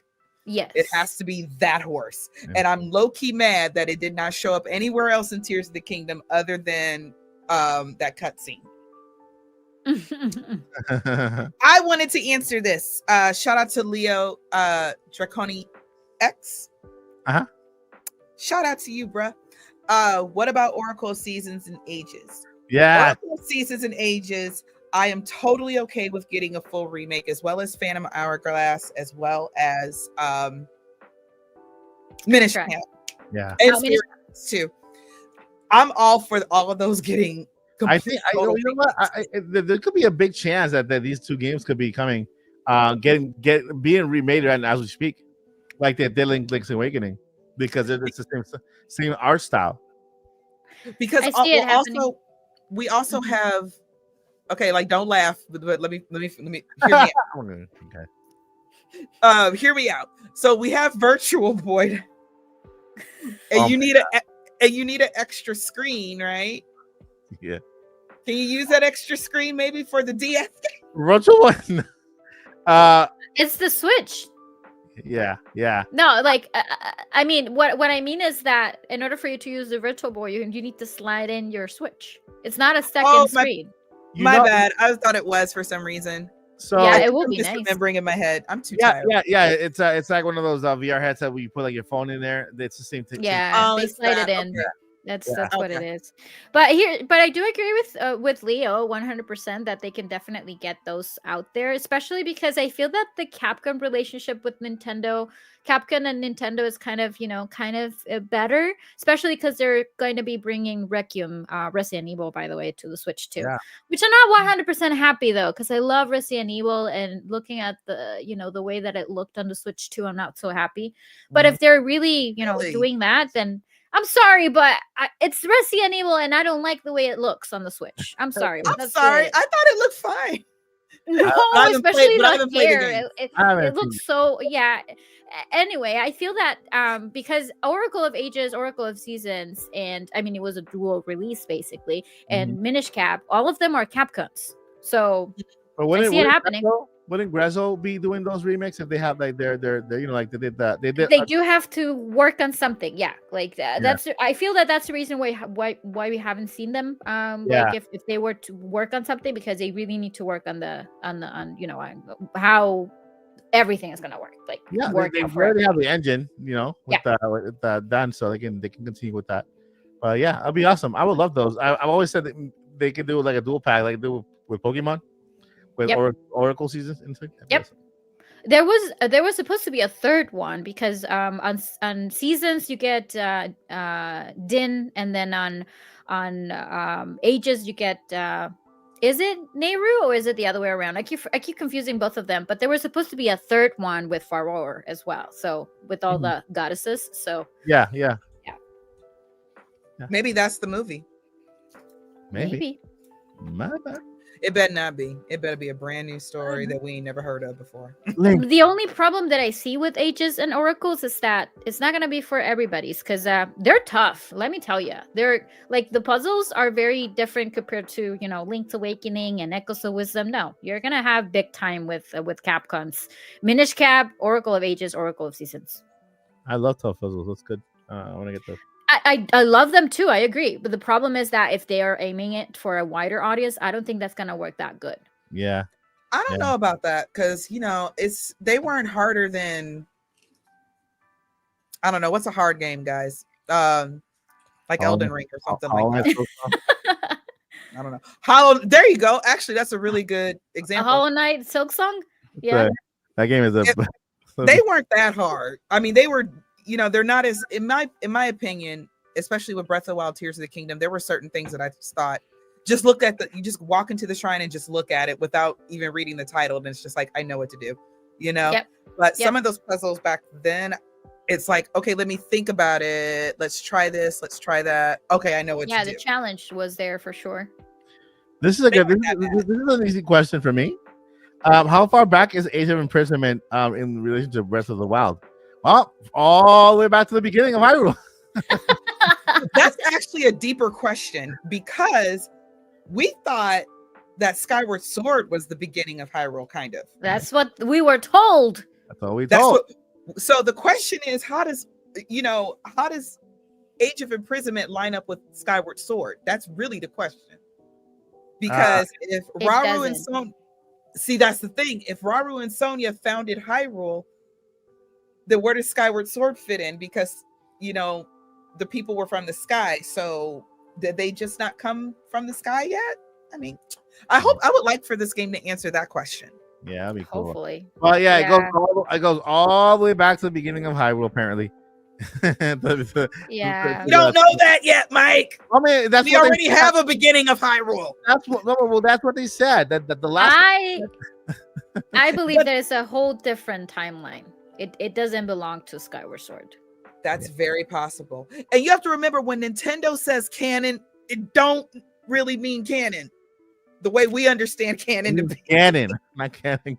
Yeah. Like you, Lottie. What time are you going to start tomorrow to celebrate your birthday countdown? Oh, I'm not doing a birthday countdown. I'm not gonna stream around the clock. We have by popular demand, we're having our first subathon. And so it's because it's the day before my birthday. I said, okay, we'll have a tournament on that day. I don't know what a subathon is. You guys, the chat, are going to lead that. I don't know what I'm supposed to do. I was going to live stream and play video games with you guys, and you guys tell me on the way how it works, and we'll get it done. We'll have fun. But yeah, it's not a countdown. We're not gonna stream around the clock until I turn older. That's not a good. You're leveling up. You're not getting older. Yeah. That's right. I'm going down the hill. No, Mike, I'm older than you. You're fine. I promise you're gonna be fine. I swear it. You're not. You're younger than me. I'm 43. You're 30 something. Really? Thank you. Appreciate it. I appreciate it. Well, at least you told me you were 30 something. So I did it. When did I say this? Like when I was 30 something, maybe? who's lying? How long do we know each other? Huh? Oh God! Like when did right before Tears? A little bit before Tears of the Kingdom came out. 2021. We met and with in the chat of Nate in pod. That was a long time ago. That was like 4 years ago, maybe 4 or 5 years. Yeah, hey, I was 39 back in the day. Oh, I didn't know you were. I thought you were like 37 or something like that. Nah, I was born in 1981. Oh, okay. Yeah, you are older than me. I'm an 82 baby. Yeah. Okay. I'm glad we cleared that. I'm glad we cleared that up, Mike. But you'll be fine, Mike. Exactly. So you're still. So then, yeah, you'll be fine. You should have been warning me when I turned 40. Lottie, stop throwing my age around like some kind of baseball. Oh God. Okay. Just remember, if nothing else, we look great. We are some beautiful looking people. You do. So all of us do. Paul too. We're some great looking people. Paul's not here. He doesn't look good. He's not here. Look forward to getting older, y'all. You're gonna look good. Just use good skincare. What would be cool is a Zelda 2 dungeon run done with Mario 35th edition game. Hey. Oh, Mike, I wouldn't suggest you do Zelda 2. I don't like Zelda 2. I guess that Salareth is referring to what Josh mentioned about doing something like a Mario 35 where you get challenges. Zelda 2 is part of the World Championship game as well, and you do some challenges to defeat some of the bosses. So that'll be nice. I mean, that game is pretty challenging. So I think that one's actually hard. yeah, it is. Zelda 2? Yes, it is. Yeah. I think that's the game that deserves the most a remake out of all of them. Yes. So that it could be redeemed and redeemed for a lot of people. You know, because Yes. maybe the change of art style and direction from Zelda 1 to 2 is a little drastic, even like the sprites and everything. So people, I guess that kind of hit, you know, like people with OCD like me. Like, wait. I know you said you know, original Zelda, let's remake it and everything, and I already told you it technically was remade. Yeah. Now, if they remade the original Zelda again, and remade Link's Adventure, Yeah. Zelda 2, and bundled them together, Ooh, that would then be, I'm okay with that. I'm okay. that with would be fantastic. That would be great because that'll bring the oldest two games to the present and then introduce it to a new generation, which will be awesome. Be cool. Yeah. Yeah. It'll be nice. Oh, you know what? The other thing that you know, on this video that we did together with all the Zelda tubers, some of them were mentioning that it'll be cool to have something like that, but to include like exclusive content that we don't have access to. Like for example, we do have Hyrule Historia and we do have the arts and archives and everything. But what if you can put it on the game? Like to get that art gallery and get that information, that lore, probably a few interviews, just throw them in there. For And real. I think it's gonna be a good seller if they do. Like a special edition one that has Yes. like extra content. Yes, Can exactly. you imagine if a DLC extra content also came with extra information, more, you know, more story, and Yep. you're right. You're right. That'd be awesome. Hey Lily, Yes. what if they remade BS Zelda? Oh shit, Zelda. Yeah, they can do that. It was a nice engine and everything. It's a nice game. I'm low-key disappointed that we didn't get something like that over here because I think that was just in Japan, right? Yes, it was just in BS Japan. Zelda, yeah. It was like online gaming before online gaming, in a way. If that makes sense. Yeah. Yeah. Nice. And it was like time trials and different things, challenges you could do in A Link to the Past or something like that. Yeah, I'd buy the heck out of that, and just me and Lily will just sit there all week. Yep, for sure. All right, so it looks like we peaked today at 150 viewers on the podcast. You guys like Zelda. I can tell you guys like Zelda. Way to go, That means- chat. That means you're fabulous people with good taste. Yeah, Exactly. you guys are. All right, so I guess that is the Zelda podcast, and I think we had a lot of fun, right? Everybody had fun. Yes. Great time. Yeah. Thanks That's so much. Next week's podcast with 40% more Josh. We promise. Yes. I'm so sorry, Josh. Next year's podcast. That was next year's podcast. Next week's podcast is first impressions of Pokemon Legends Arizona, right? I played it too. I played the demo. Well, you'll see. You'll see Lily back here next week. They had it at the event. I also played it. But I can tell you this: they did not allow anyone to look around except for the battlefield. So, like the red area, you were able to go around, but every time that you were trying, like every Nintendo staff was there on you saying, "Hey, you're not allowed to go and explore." Yeah, sad, but that's true. So they were kind of strict on the on where you can explore and stuff like this to make sure Yes. that's okay. I got to evolve my Totodile. That's good. Yeah, here's a Totodile.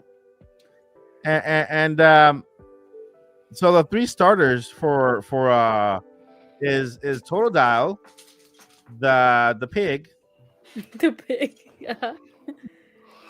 and I want to say goose. Duck, That's right. duck, Listen, Go. listen, I'm stuck on the chunk from Scarlet and Violet. That was my favorite Pokemon. And so next another thing I want to say for next podcast. By the next podcast from now on, you will be able to subscribe to all of the channels on like using one, like if let's say if you're watching the podcast here, right? Then when you click the subscribe button on my channel, you'll see all of the channels on anybody that's on the video. So it makes it easier for subscribe with the new tool called collaborations from YouTube. I finally have it on my channel. So now I'm gonna go ahead and add all of the people on the cast. That way it's easier for you guys to subscribe and to follow each one and support the content as well, because it's gonna I think that was a feature that we desperately needed, especially for podcasts that are in this format, where we can, when we say, hey, subscribe to go ahead and do it now and subscribe to everybody on the podcast. You guys can just click right there. You don't have to go anywhere. Just click right there, subscribe, put that little bell on and everything and you guys can enjoy all of the content from all of our co-hosts in one place. So that's pretty cool. So next podcast that is going to start, you'll be able to subscribe to everybody on wherever you are. Is this a YouTube feature, Mike, or is it plugging or something that you're using? No, it's a new feature that they just added. Yeah, it rolled out this week. Is it that collaboration feature, perhaps? The collaboration feature, yeah. Collab feature, yeah. So the collab feature, so the collab feature makes it possible so that now we do a video collab, like when you were talking about the video collab with all the Zelda tubers. The main channel could say, hey, let me add this channel. They're all collaborating.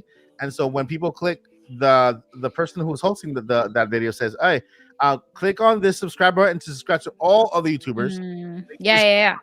With a drop down and just click, subscribe. Nice. Yeah. Okay. Or subscribe to all, and it'll just subscribe to all, which is pretty cool. Mike, Yep. Yeah. read the thingy. Esteban Cuento, Gannon, red hair, green face. Okay, let's see. Thank you, Boo Mini, for your $2 super chat. We do Thank you, appreciate Boo. you. Thank you, Boomini. Okay, let's see. Let's look at Esteban Cuento. As Gannon with green hair and purple face. There it is. There's Esteban Cuento. Well, that was fast. Yeah, I had read it already. I yeah, I read it and Like, way to go, ChatGPT.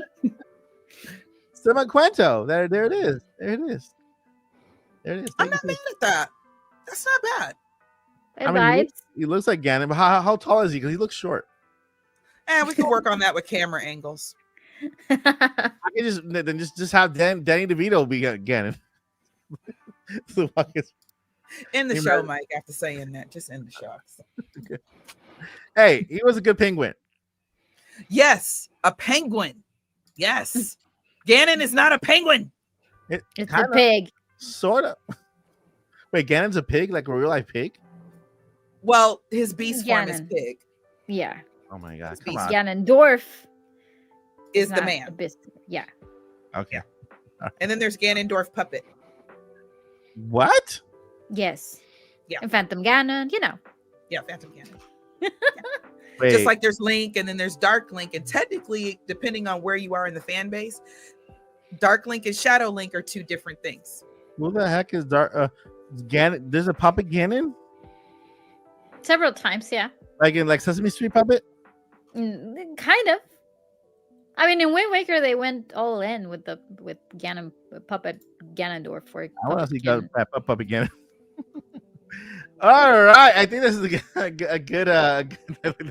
Like Joyce said, the podcast should have ended back then. So,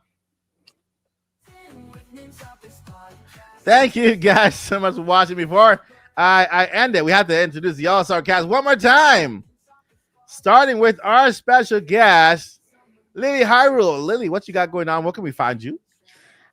Thank you, Mike. You can find me pretty much everywhere, but I think mostly on YouTube as Lily Hyrule. I just recently uploaded a video about the major differences between Breath of the Wild, Tears of the Kingdom, Nintendo Switch 2 edition, because that's the most common question I get. I do explain a little bit about Zelda nodes. I also recorded footage from handheld and docked and put it side to side so you guys can judge, and you don't see like footage from Nintendo. It's actually footage from me playing, so hopefully it's gonna clear up a little bit of doubts or questions you may have. But yeah, I do have some other. I'm still streaming, so next week I'll be streaming Metro Prime Remaster, and also Tears of the Kingdom. Tears of the Kingdom Nintendo Switch 2 edition is the one I'm currently playing. But yeah, that's all I have for the week.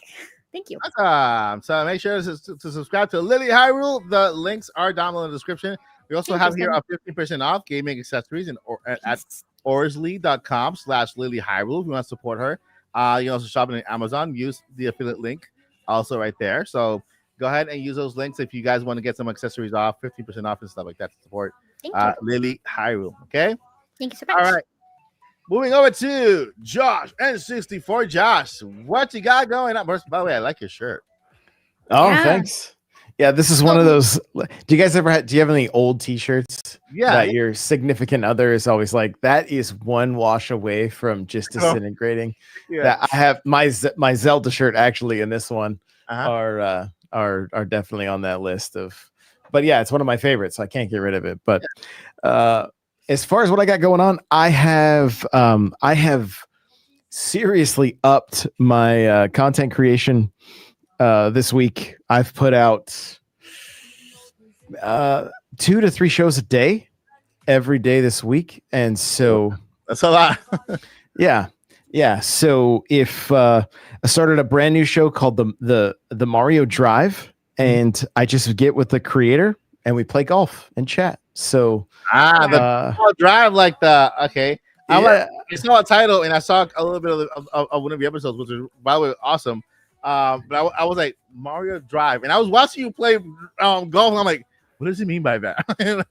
Oh yeah, like the driving range, or just hit that drive with your like, one wood. So Mario Drive, I'm like, they're not racing, they're driving.